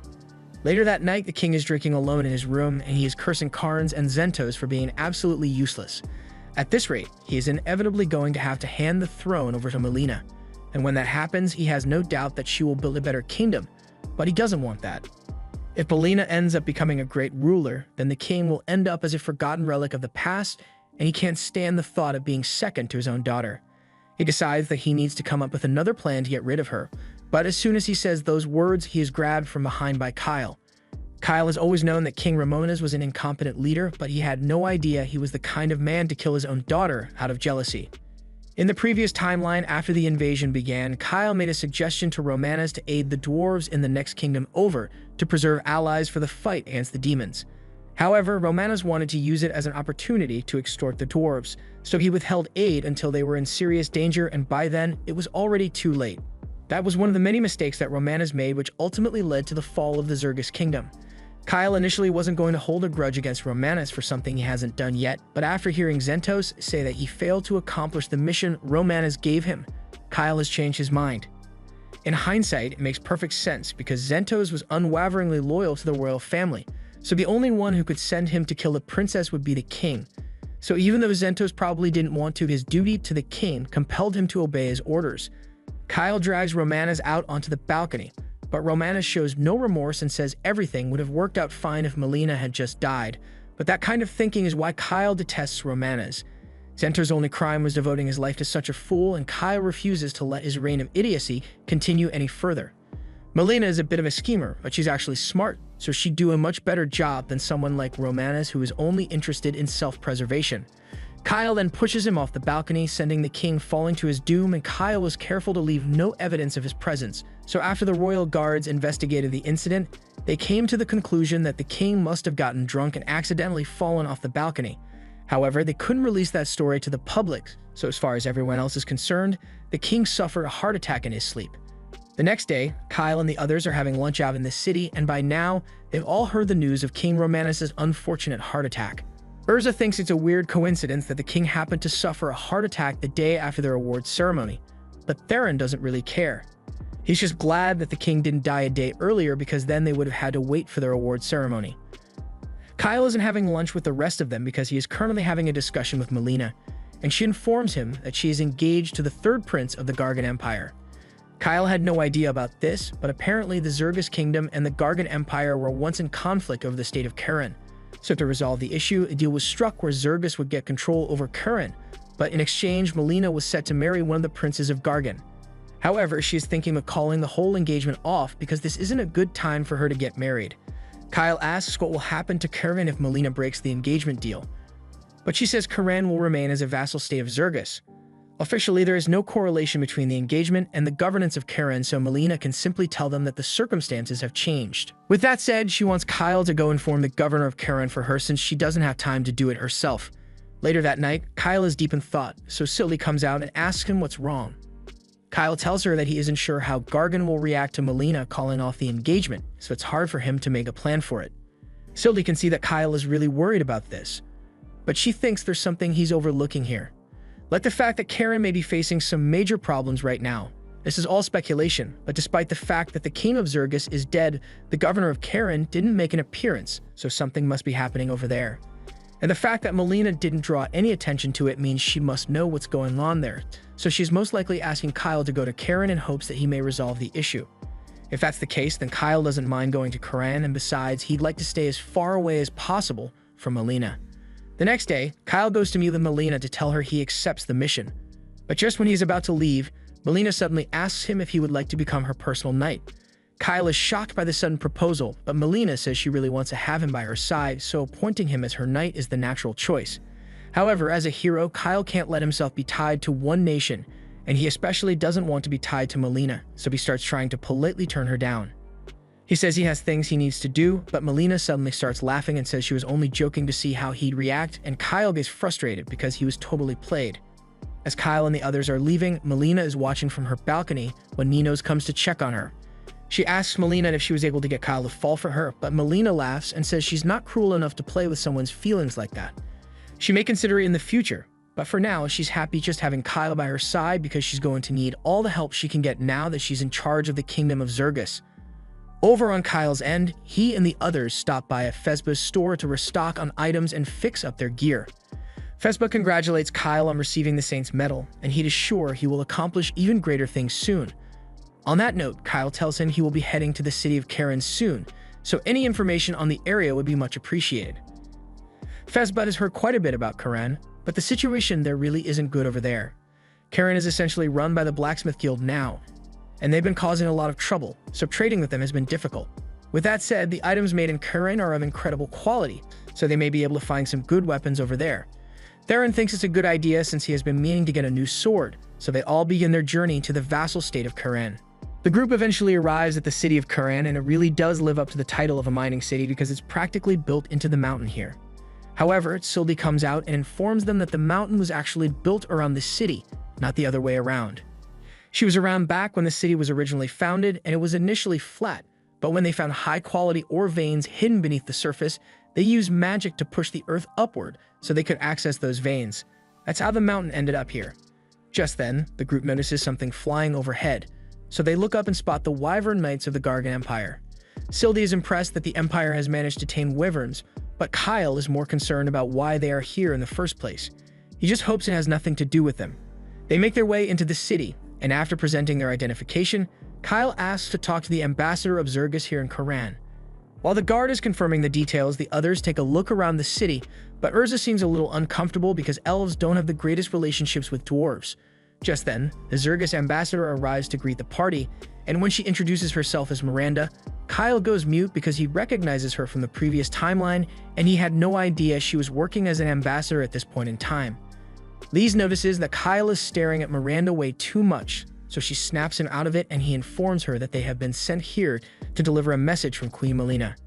Miranda invites them inside, and after looking over the official documents, she confirms that they were indeed sent by the Queen, but she has to admit that they are the strangest-looking envoys she has ever seen. Although even the current state of turmoil within the kingdom, compromises are to be expected, especially with Melina in charge. Speaking of which, Miranda wants to personally thank Kyle and the others for saving Melina's life the other day because Melina is one of Miranda's close friends and she would have been devastated to lose her. Anyway, she knows they are here to meet Governor Bax of the Gargan Empire. But unfortunately, Bax has been bedridden for weeks now, so even she hasn't been able to get an audience with him. Every time she tries to get him to talk to her, she's always told that he isn't taking visitors in his current condition. But as governor, he has an obligation to meet with any envoys from the Queen, whether he wants to or not. So with Kyle and the others here, he will be forced to meet with them. Miranda tells them to follow her outside, but Kyle notices that she brought along a concerning number of guards for something that's meant to be a routine visit. Since this is just meant to be a negotiation, Theron doesn't really have anything to do, so he tells Kyle he's going to break off from the group for a while to do his own thing. Kyle doesn't mind, but he tells Theron to make sure he gets back before nighttime.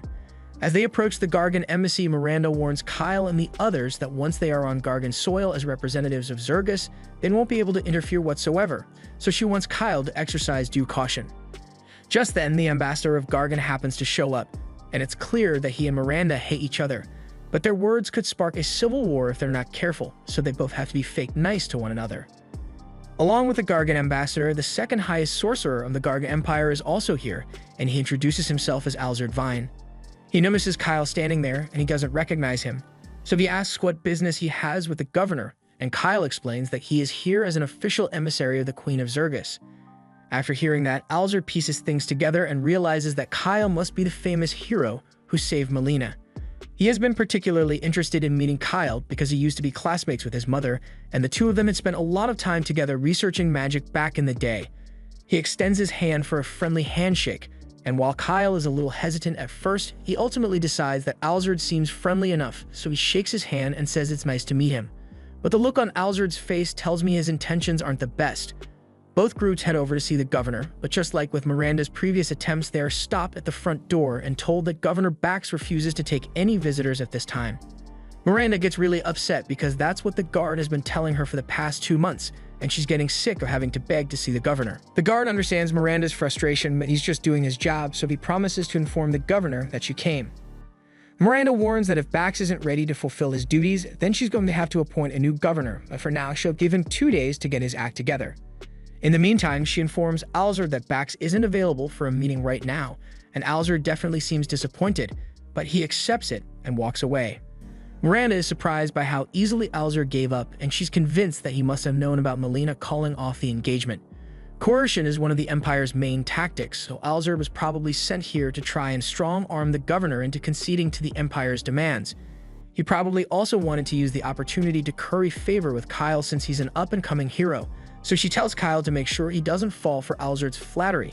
She also plans to appoint a new governor who is better equipped to contend with the Empire's tricks, or at least one that can manage to get out of bed every once in a while, and she has the perfect person in mind.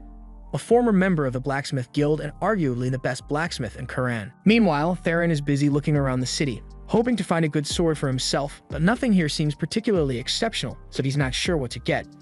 And to make matters worse, blacksmith cities don't have many girls around, so there's no one for him to flirt with. Just then, Theron hears someone scream, so he goes to take a look and finds a cute girl being grabbed by a group of guys. Without wasting a second, Theron jumps in and kicks one of the men across the face to get him away from the girl, and then he introduces himself to her, but Go can clearly tell that there has been a misunderstanding here, so he tells Theron that he may look cute, but he's actually a boy. Theron falls to the ground in despair because he can't believe he made such a rookie mistake. But anyway, since Go is a dude, he has lost all interest in this situation and doesn't really want to get involved anymore, so he starts walking away. Go is shocked and asks if he's really not going to save him just because he's a dude, and Theron tells him he's correct. However, after taking a few steps, Theron pauses and asks Go if he happens to have a sister who looks as cute as he does, and Go says he actually does have an older sister, so Theron is suddenly invested in helping him again. The men tell Theron to stay out of their business, but he's got a date with Go's sister on the line, so he proceeds to beat the daylights out of them until they are all unconscious on the ground. Go is really impressed since he was prepared to just run away while Theron distracted the men, but he didn't expect him to be able to beat them all on his own. Either way, he thanks Theron for his help and introduces himself as a local artificer. Theron is surprised that someone as young as Go can make magic items, but that aside, he wants to know why these guys were attacking him to begin with. Go reluctantly admits that they were debt collectors, and at first, Theron thinks Go must have been saddled with debt from his gambling-addicted parents, but no. Go's the one who got himself into debt, and it's entirely his fault. Basically, a client hired him to make a special artifact, and Go had already received the payment for it, but he wasn't clear about how long it would take. So when the client found out that it'd take 10 years to finish making it, they were understandably upset. Theron realizes Go might have deserved to get beaten up for that one, but it's not like he cares about the morality of the situation as long as he gets a date with Go's older sister. But about that, Go tells Theron that his older sister is actually married, so she probably won't go on a date with him. Upon hearing this, Theron falls to his knees in defeat again, and he asks why Go didn't mention that at the start, but he was worried that Theron wouldn't help him if he told the truth. Theron can't deny that he probably would have ditched Go if he knew his sister was married, but it doesn't change the fact that he's pissed, so he smacks Go across the head for tricking him. Meanwhile, Miranda meets with the blacksmith Gazis, and she's trying to convince him to agree to become the city's new governor, but he immediately refuses. His passion in life is blacksmithing, and if he were to become the governor, then he wouldn't have time to forge any blades, so he won't accept the position. Miranda begs him to reconsider because there are a lot of issues within the city that need to be fixed, but Gazis tells her that's not something he can help with. Kyle and the others are waiting in the corridor for Miranda to finish talking with Gazis when Theron and Go walk in. Kyle is surprised to see Theron here, but Gazis is apparently Go's father, and he's a really good craftsman, so if all goes well, Kyle thinks they might be able to get him to make a good sword for Theron. Granted, he's probably going to be busy talking with Miranda for a while, so Go invites them all to sit down and have some tea. He apologizes for the mess, but since his sister used to handle most of the chores, and since she got married and moved out a year ago, it's been hard for Go to keep things tidy here. While they are waiting for him to prepare the tea, Kyle notices a few schematics on the table, and when he takes a look at one of them, he is shocked by what he sees. Go comes over and explains that this is the magical artifact that he's meant to be fixing up, but Kyle already knows exactly what it is because in the previous timeline, this golem was an invaluable resource on the battlefield. But he had no idea that Go was the one who built it. Most of the technology to create autonomous magic items like golems was lost in ancient Xarls, but towards the end of the Great Invasion, the Gargan Empire deployed a prototype golem against the demons, and it achieved far more in battle than any humanoid soldier ever could.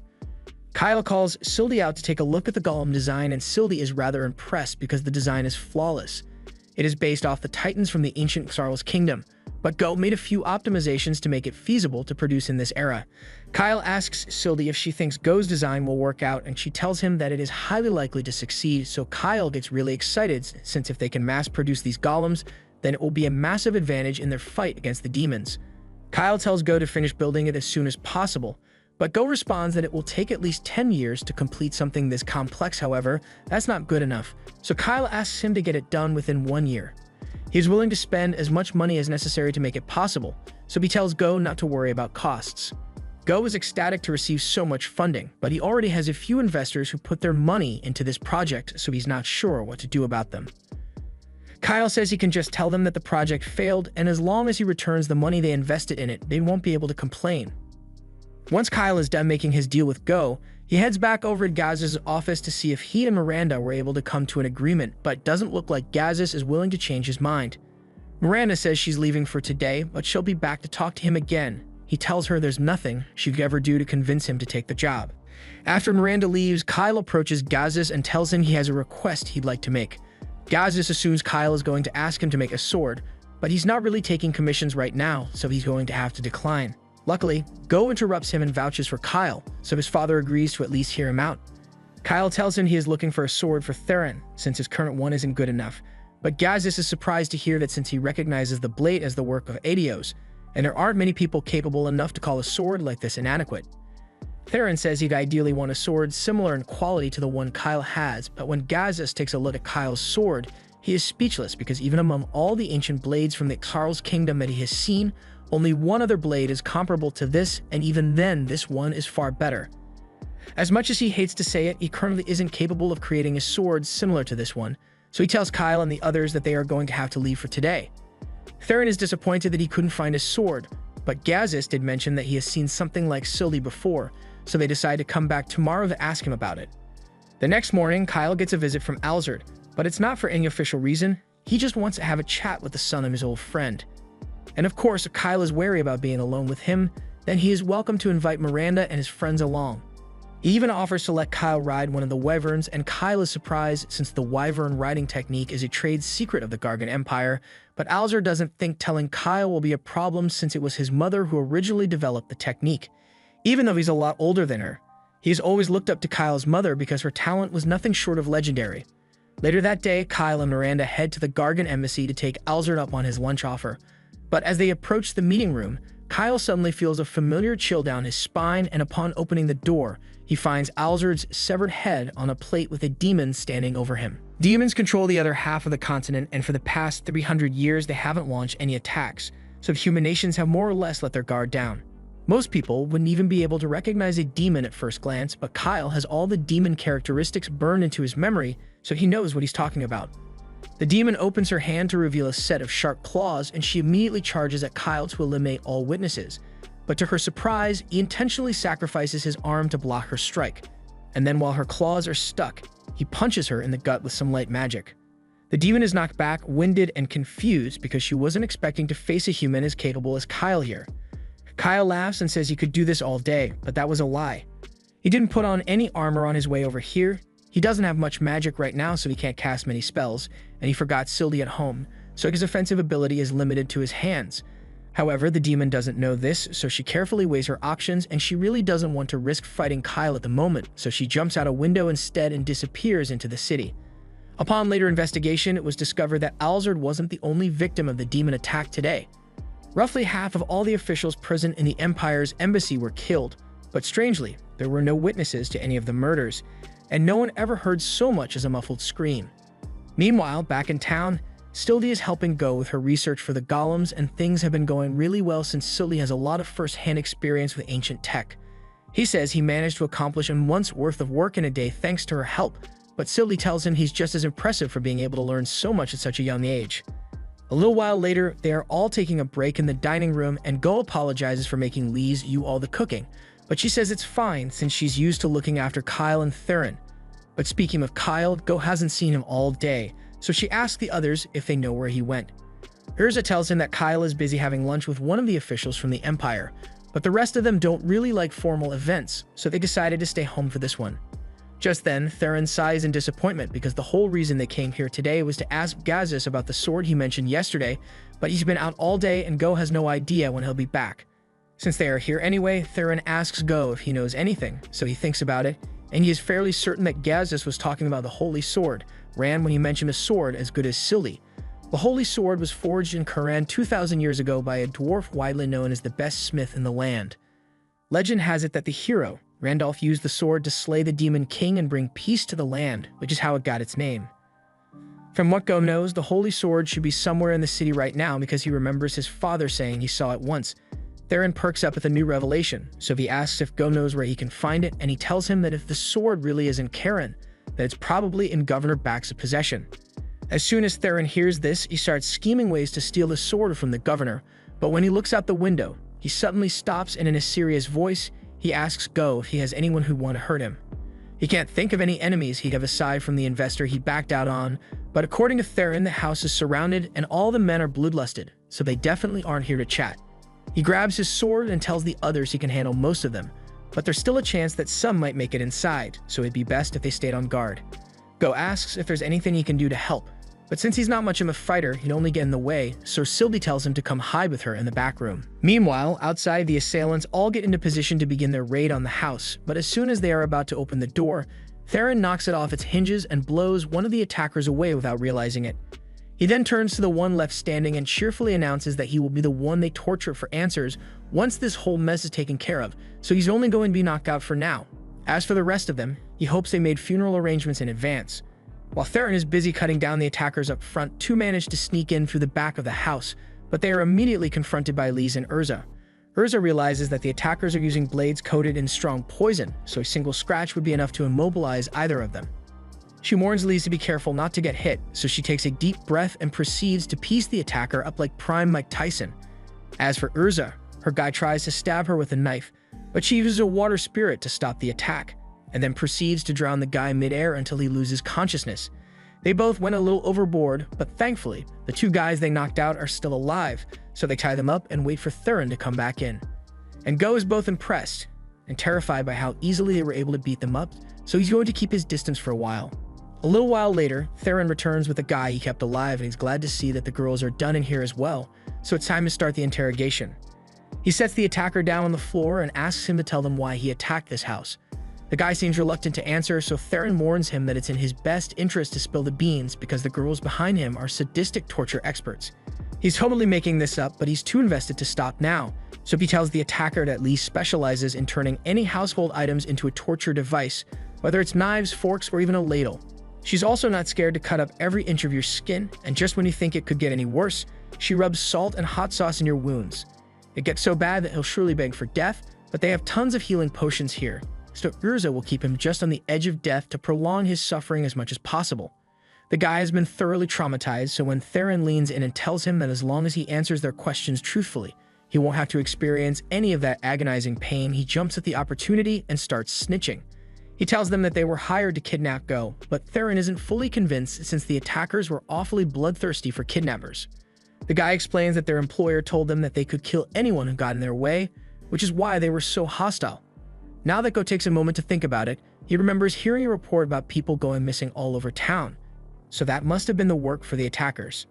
Theron asks the guy what happened to all the other people who got kidnapped, and he swears that he doesn't know anything because their instructions were to take the people to an old abandoned house on the edge of town, and they never hear anything about it after that. Theron realizes that the person behind all this must be really powerful to have covered everything up for so long, so he asks him. The man isn't sure who his employer is, but he has an idea of who it might be. However, before he could say another word, Theron yells for everyone to get down as a huge explosion rips through the walls of the house. Luckily, everyone managed to survive aside from the man, so Lise says she is ready to go out and find the person responsible for the explosion. However, Theron yells for her to stay back. He can sense the person who was behind it, and he has never encountered someone this dangerous before. Sylvie asks him if he's going to chase after them himself, but he's not interested in dying today, so he's going to sit this one out. Sylvie tells him he made the right choice because that explosion was undoubtedly the work of a demon, and he wouldn't stand a chance fighting one alone right now. Later that day, the group meets up with Kyle, and after sharing the details of what happened, they realize the situation is looking quite grim. But aside from the damage the demon's attack caused, Miranda can't ignore the political implications of this.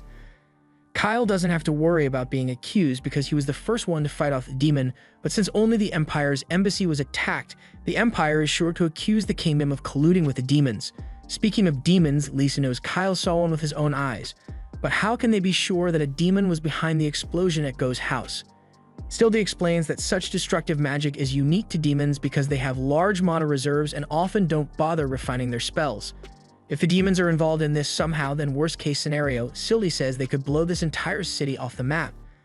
Kyle hates demons more than anyone else in this room, but he knows it's too risky to go after them right now, so he says they should focus on confirming whether Governor Bax is truly involved in the recent kidnappings instead. They all turn to Miranda to ask if she knew about the kidnappings as well, and she apologizes for not telling them sooner, but they only recently confirmed that it was happening. She can't deny the possibility that Bax might be behind the kidnappings, but she doesn't understand why he would allow such criminal activity to go on in his city.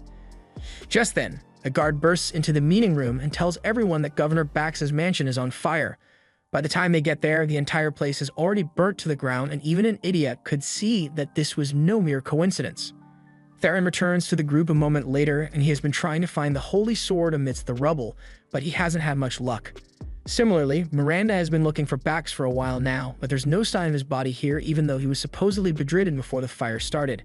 Lise wonders if the demons were behind this as well, but Kyle doesn't think that's the case. If the demons were using arson as one of their methods, then they would have burnt the embassy down as well, and if the demons aren't behind this, then the most likely culprit is Bax himself. If he were the mastermind behind the kidnappings, then it would make sense that he'd destroy his mansion to get rid of the evidence. In that case, their first step should be to locate Bax so they can interrogate him and find out what's going on. Kyle is impressed by how calm and collected Miranda is even in a situation like this, but it's to be expected from the person who played a vital role in keeping the human armies supplied and informed in the future. Just then, Go happens to show up, and everyone is surprised to see him here since they all said he should wait with the guards for his own safety. Go apologizes for not listening to them, but he heard about the fire and got worried, so he had to come see it for himself. Kyle and the others are surprised that Go would be worried about the governor, but that's not why he's here.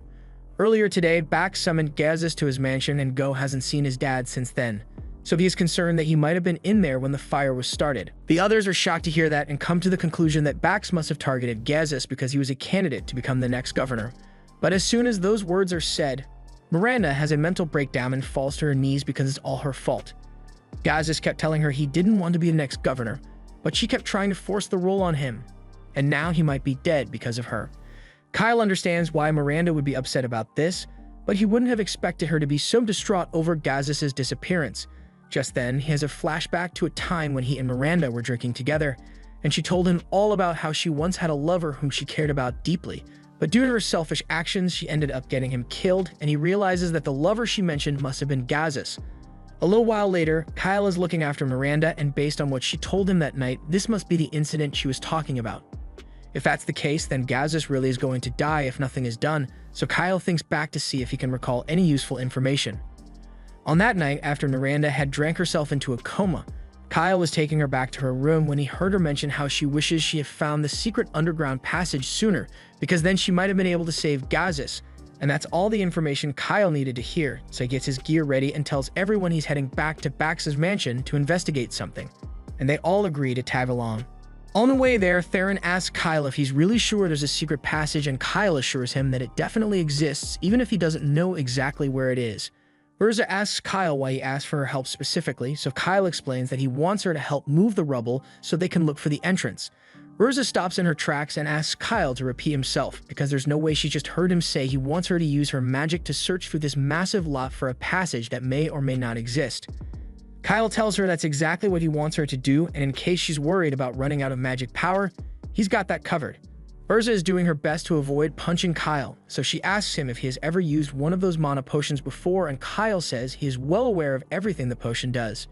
It is extremely effective at restoring a user's mana, but it also tastes like absolute dog crap, so he understands why Urza wouldn't want to constantly chug these to replenish her mana.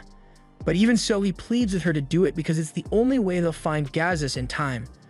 Lise and Theron also ask Urza to reconsider, and it's hard for her to say no with everyone sincerely asking her. So she puts the sanctity of her taste buds aside, grabs the box of potions, and stomps off to start looking through the rubble. Once she's gone, Kyle turns to Theron and asks him if he's sure that the demon that attacked Go's house was male. Theron admits he was only able to catch a glimpse of the demon as it was leaving, but he knows the difference between a girl's butt and a man's butt, and that was definitely a man. And since the demon Kyle encountered at the embassy was female, it means that right now there are at least 2 demons present in Quran.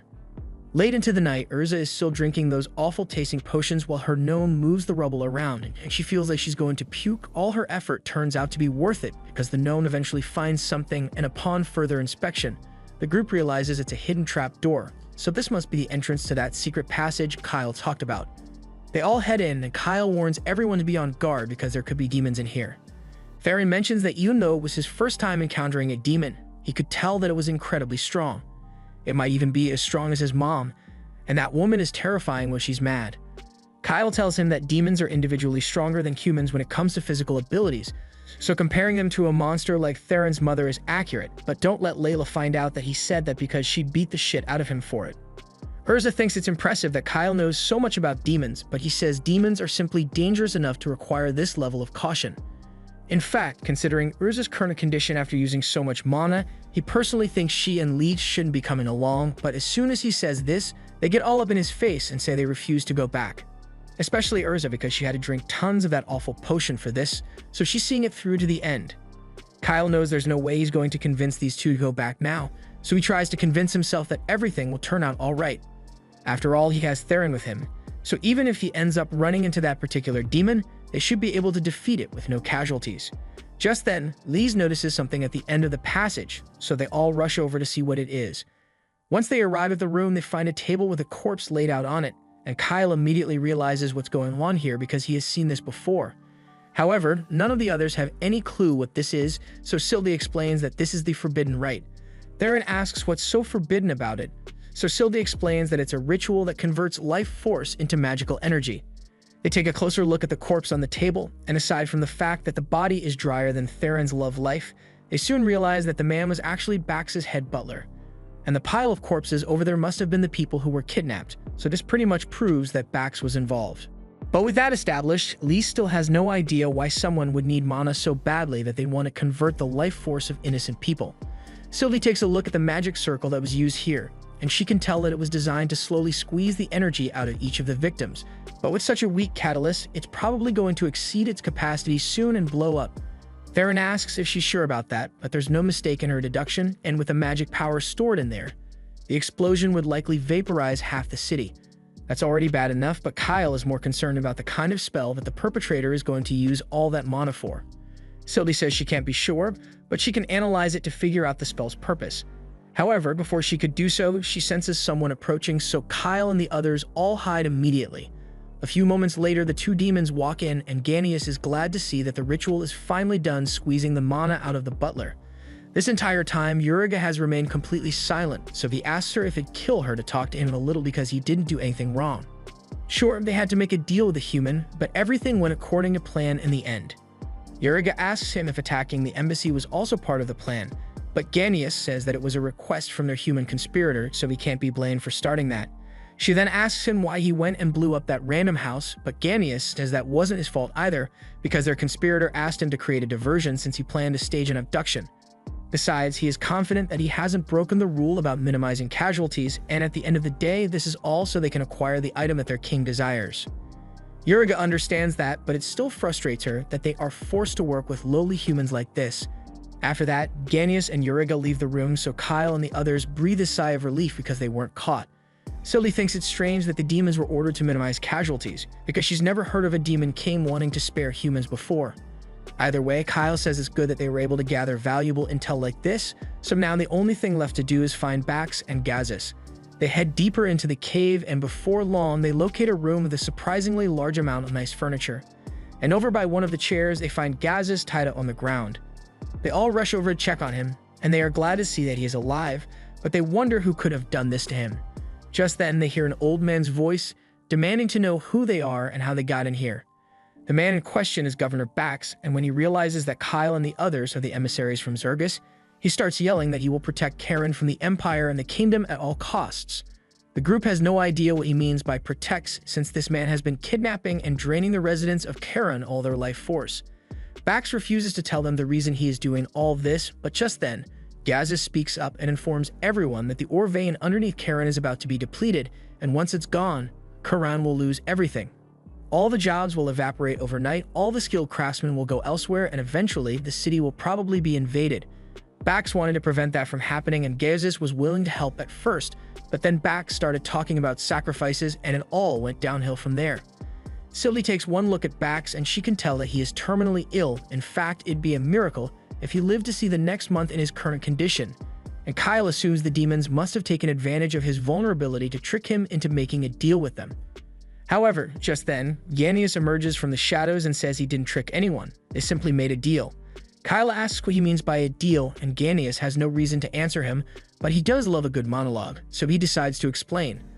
The city of Karen was originally founded when the ore veins were consolidated into the mountain using magic, so it stands to reason that more ores could be brought up using the same kind of magic. That must be what the Forbidden Rite was for, but there's no way the demons would have agreed to do something like that without getting something in return, and Ganius doesn't hesitate to reveal that what he's after is the Holy Sword. It was the weapon used to kill the former Demon King, so the current Demon King wants to claim it for themselves. Kyle realizes he can squeeze a lot of juicy info from Ganius if he plays along, so he acts like he had no idea that the Holy Sword was even in Quran to fuel Ganius' ego and keep the monologue going. He then proceeds to talk about how he was originally sent out on a simple reconnaissance mission. But then he learned about the Holy Sword's presence in Quran and the worries of the governor, so he simply came to him with a proposition, and Bax was so desperate that he accepted immediately. Kyle feeds his ego even more by acting shocked and calling him an evil genius. But before Ganius could spill any more secrets, Uriga shows up and tells him to shut his big mouth already. Kyle realizes he's not going to get any more information out of Ganius now that Uriga is here, so he draws his sword and says he's going to take them down. Ganius realizes he may have said too much, but it's not like it matters much since all he needs to do is kill all of them. Uriga tries stopping him since the Demon King explicitly gave orders to avoid killing humans excessively, but Ganius reminds her these humans already know about their existence in the city, which wasn't entirely his fault by the way, so the only way to keep their mission secret is to kill everyone here. Upon hearing this, Bax begins to panic and asks about the deal they had. He had promised to give them the Holy Sword if they used magic to restore Karen's minds, but Kyle tells him to stop being so naive because there's no way demons would ever truly honor a deal made with a human. Ganius sneers and says he was totally going to use Earth transformation magic to restore Karen's minds, but given the fact that the catalyst is overloaded, it would probably end up destroying the entire city. However, it's not like he cares about what happens to the city. Bax can't believe what he just heard since he put so much effort into this plan, but his outburst isn't going to help the situation, so Theron knocks him out and asks Gazas to take care of him. Ganius asks Uriga to handle Lys and Urza, while he will handle Kyle and Theron, but when Kyle readies his sword for the fight, Theron says he actually has something else he needs to take care of, so Kyle is on his own here. As for Urza and Lys, Uriga tells them that if they turn around and leave right now, then she will let them go. They both think it's some kind of trap, but Uriga is dead serious because she still has orders to minimize human casualties. Even so, Lys and Urza can't just back down now, so they both attack Uriga, but they are getting absolutely manhandled. Sylvie asks Theron if he's not going to help those two, but he says they should be fine since he can tell that Uriga isn't taking the fight seriously, so she probably won't kill them.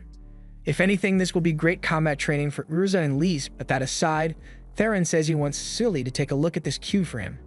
He swiped it from Bax earlier, and just as he suspected, Sylvie confirms that it's a magical crystal used to conceal an item's presence. He also happened to notice that Bax was looking in a particular direction when the Holy Sword was mentioned, so he destroys the crystal, and sure enough, without its concealing effect, Theron is able to sense something being hidden over there, so he goes to check it out. While he's doing that, Kyle is fighting for his life against Ganius because the sheer volume of magic power he possesses is difficult to deal with. On top of that, he can also cast spells without an incantation, making it difficult for Kyle to keep up with him. But he's going to have to hold out until Theron is done with his search. Theron walks up to the illusion and finds a small box, so he slashes at it with his sword, shattering his sword, but in the process, revealing the Holy Sword hidden underneath. And now that Theron has the Holy Sword in his possession, he can finally join the fight. Hearing that the Holy Sword was found gets Ganius and Uriga's attention, and that brief distraction was more than enough time for Kyle to close the distance before Ganius realized what was happening. Lys and Urza also want to take advantage of the opening, so Urza launched a blast of fire at Uriga, and while she was blocking the flames, Lys managed to get in close. Unfortunately, Uriga managed to duck the cross, but it's still connected, so Lys and Urza are feeling a lot better about their chances of beating Uriga. Uriga is annoyed by the fact that Lys and Urza actually landed a hit, so she tells them they are going to regret this. But just then, she hears Ganius cry out in pain, and when she looks over, she sees him on the floor with Kyle standing over his body. While Ganius was distracted, Kyle managed to get close enough to cut one of his horns off, and while losing a horn isn't a threat to Ganius' life, it's a massive threat to his social life. Kyle knows that horns are a huge status symbol among the demons, and being hornless will have you looked down upon and called every slur possible in the demon dictionary, so Ganius can afford to let Kyle smash it. Just then, Theron returns to the group with the Holy Sword in hand, and Uriga demands that he hand it over. But why the hell would Theron do that? The sword is awesome. The situation is growing pretty tense, so Kyle speaks up and says he has a suggestion to make. He says he doesn't want to drag this fight out any longer because he's got wounded people to take care of, so he asks the two if they'd be willing to call a truce. He offers to hold a fair duel here in 3 days' time, and if they win, Kyle will hand over the holy sword and return Ganius' sword. But if Kyle's side wins, then he wants the demons to tell him everything they know about the infiltration plan that they got going on right now. Ganius and anirecap don't like the idea of agreeing to Kyle's terms, but there's no guarantee that they'd win the battle if they continued fighting, plus Ganius still needs to get his horn back, so he agrees to Kyle's terms. He then blows a hole in the wall so he and anirecap can leave, and they tell Kyle that they'll be back in 3 days, so he had better be here for the duel. Now that the battle is finally over, they carry Gazis and Bax out of the caves and head back into town to meet up with Go and Miranda. And as soon as Miranda spots Gazis, she runs over to him with tears of joy in her eyes because she never would have forgiven herself if he ended up dead.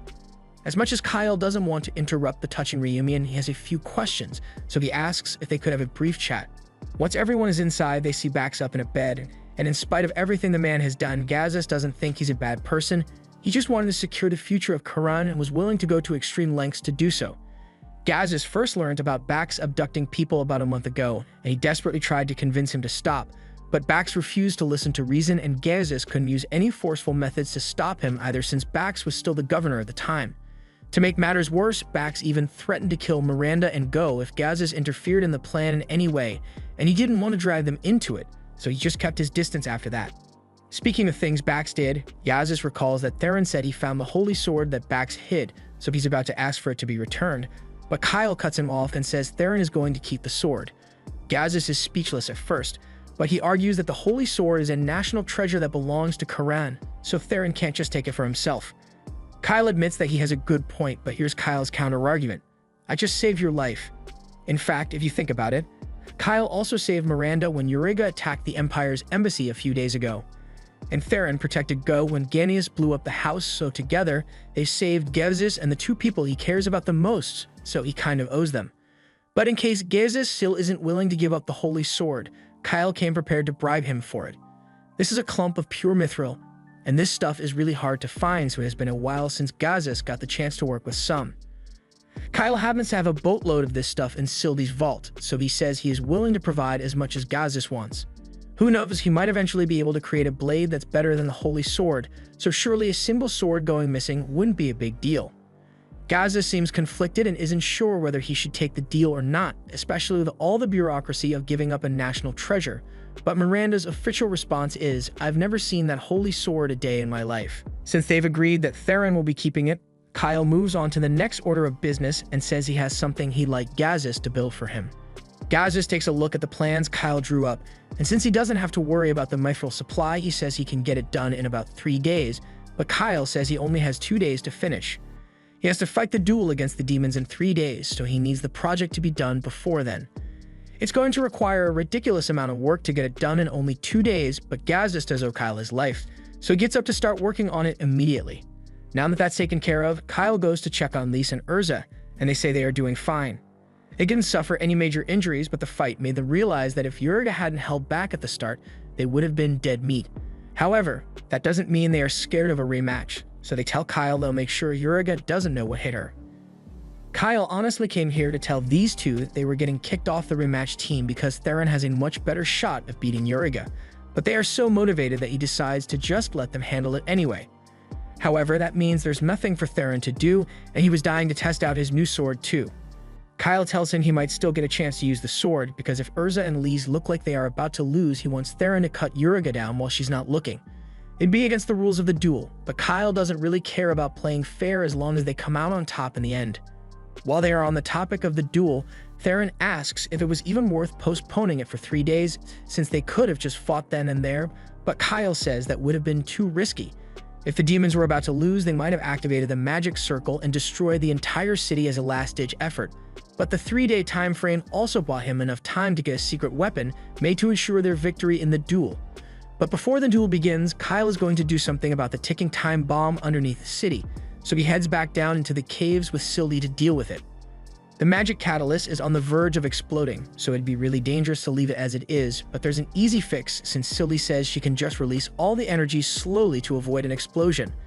That would definitely solve their problems, but Kyle thinks it'd be a shame to waste all that energy, So he asks her if she can transfer it into the dragon heart he has with him. Sylvie thinks that's a great idea, but it will take 3 days for all the energy to be transferred, so it's going to be cutting it close. Kyle says that's fine and steps outside the magic circle, so Sylvie can begin the energy transfer spell, but just out of curiosity, he asks her if the spell Bax wanted to perform with this energy would have actually replenished Karen's mineral reserves. Sylvie tells him it would have made no difference because there's no mithril left in this area for the spell to collect, and even if there were, forcing it to the surface all at once would have destroyed the city regardless. Over the next 3 days, Lys and Urza train together to prepare for their rematch against Uriga.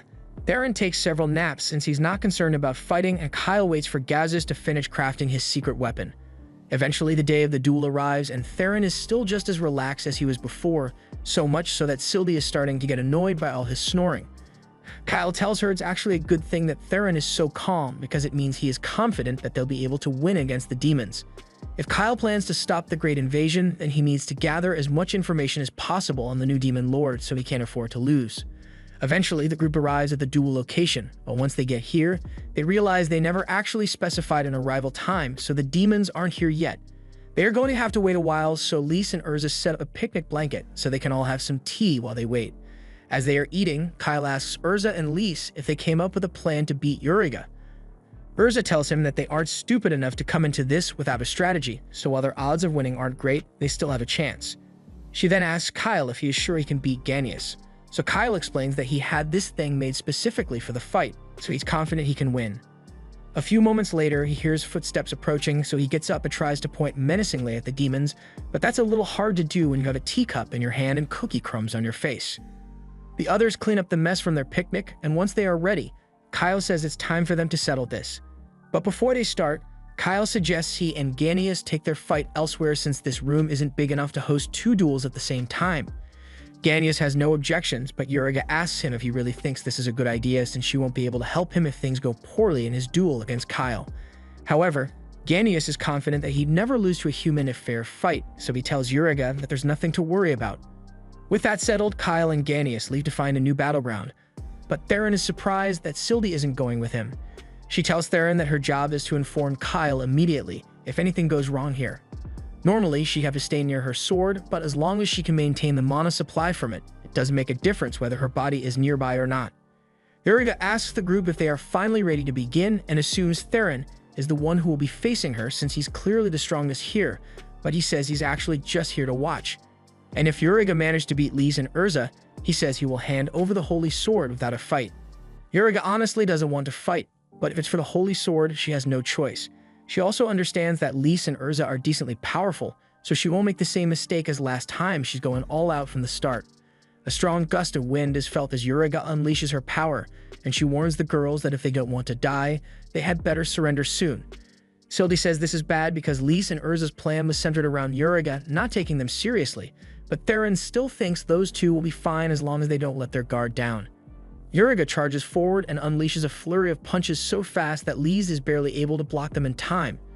Urza tries to step in to help her by summoning a fire spirit, however, Uriga easily sidesteps the blaze, so Lys gets caught in the crossfire and has to hide behind a pillar to avoid getting scorched. Uriga then goes after Urza, and even though Urza summons an earth spirit to protect herself, it's still not enough to stop Uriga's onslaught attacks. The difference in power here is clear, so Sylvie asks why Theron isn't jumping in to help, but he says the situation isn't actually that bad. Sure, Uriga is a lot stronger than they anticipated, but that doesn't mean she's unbeatable. Uriga charges at them again, so Urza orders the golem to stand in her way. Uriga tells them that a single golem won't be enough to stop her, but they never intended to use it to block Uriga's attack.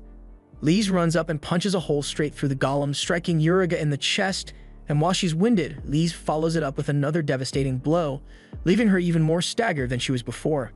Meanwhile, Kyle and Ganius have finally arrived at their new battle location, so it's time for them to begin their duel.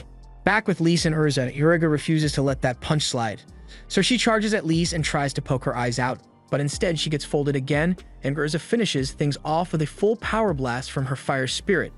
Not even a demon would be able to survive a blast like that, so the two high-five each other, and Urza tells her spirits they can rest now.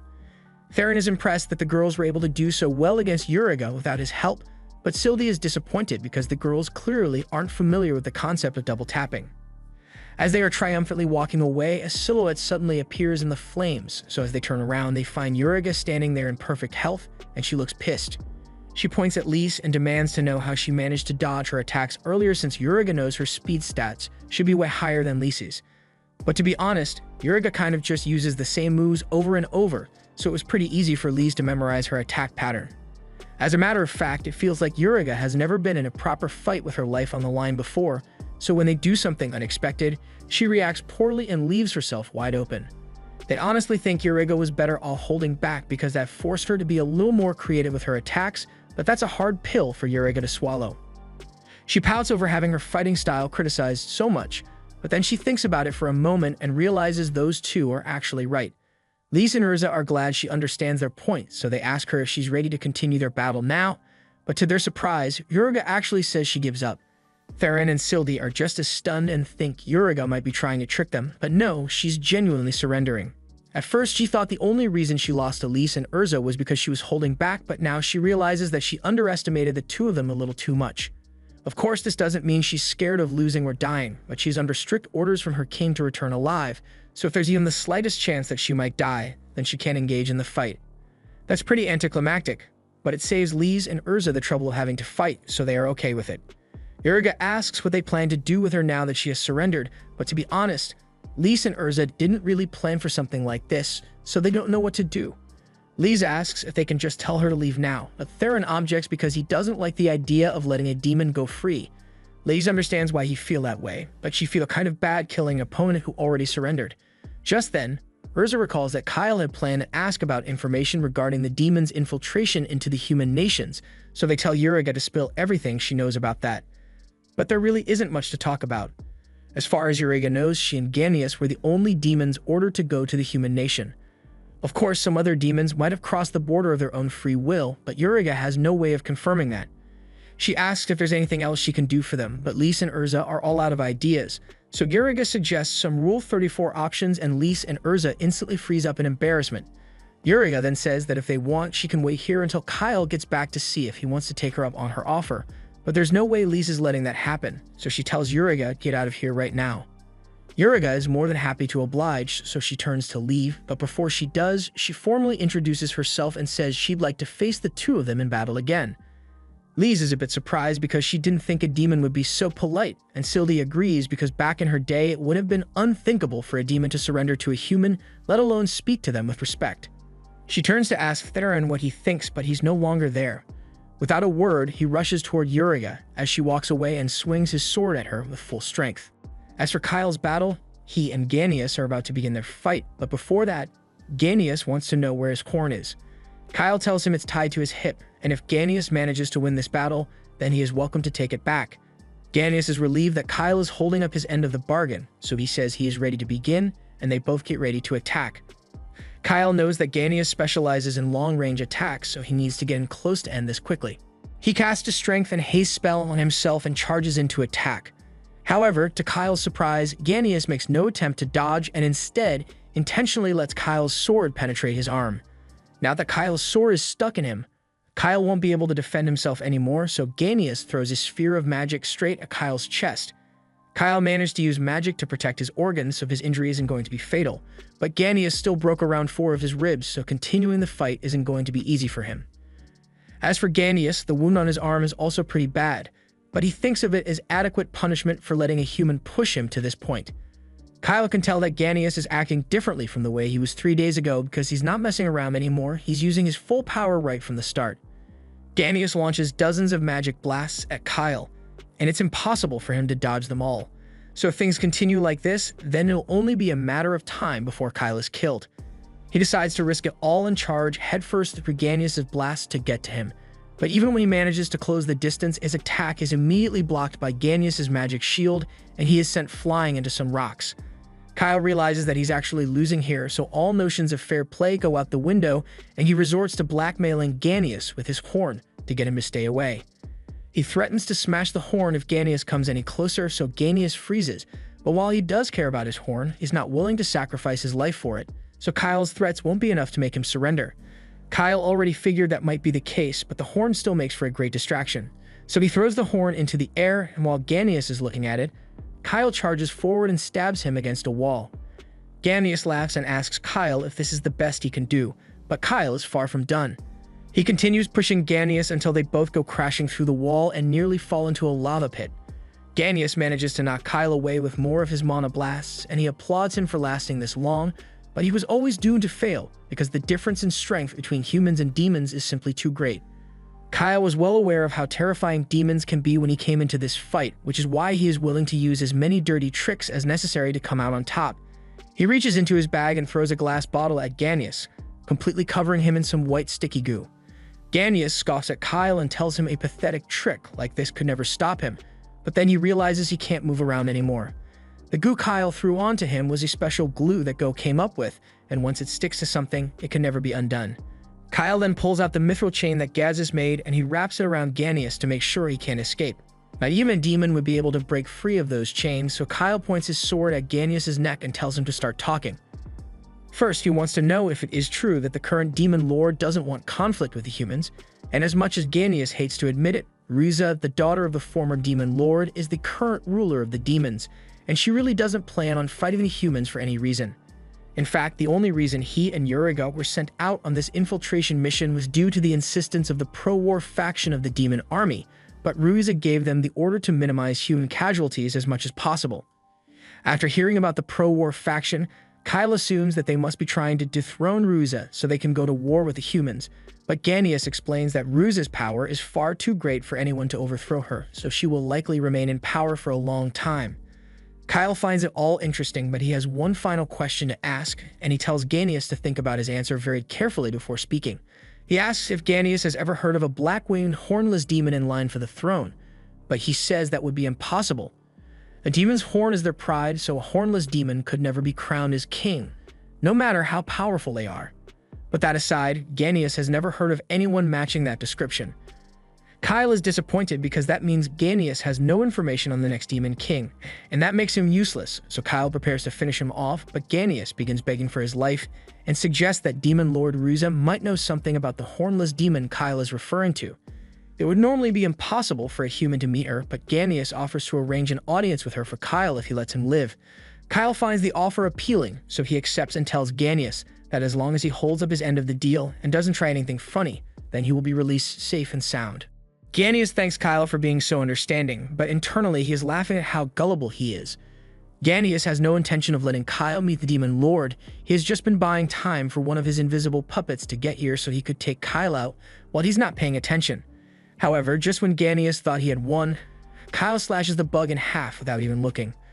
Kyle is a little disappointed since if Ganius had just taken him to meet the Demon Lord, he would have had no problem leaving him alive, but it was pretty obvious that he was planning something. The entire time, Ganius had been staring at something behind Kyle, and he knew exactly what to expect. The invisible bugs are Ganius' secret weapon, and he can control multiple at a time to execute coordinated strikes. Ganius can't believe Kyle knows about his ability, but this isn't Kyle's first time meeting him. Ganius gave him a lot of trouble when they fought in the future, but for some reason, Ganius is a lot different from what Kyle remembers. During the Great Invasion, Kyle could feel a sense of unwavering loyalty from Ganius towards the Demon Lord, but right now that loyalty isn't there, so he can only assume that the current Demon Lord isn't the same one who started the Great Invasion, and that leaves him with a lot of questions. That said, Kyle has no interest in keeping Ganius alive any longer, so he kicks him into the magma and watches as his body burns. Demons are really resilient, so it will take a while for Ganius to actually die from the magma, but every moment will be excruciatingly painful, and after everything Ganius did to Kyle's friends in his past life, Kyle doesn't feel even the slightest bit of sympathy for him. Ganius' eyes begin to melt as he curses Kyle's existence, and this reminds Kyle of the last time he defeated Ganius. Ganius killed a lot of the people he cared about, but after he was finally captured, he gave up the location of the Demon Lord's castle, and that's what allowed Kyle and the remaining survivors to launch their final attack. He's a little bit grateful for that, so he tells Ganius he will let him go free once the chains melt, but then again, those chains are made of mithril, so that probably isn't going to happen anytime soon.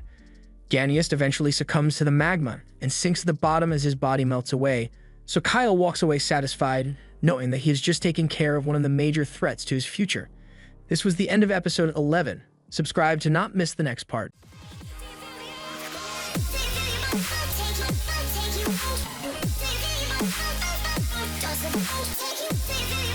Take you Take you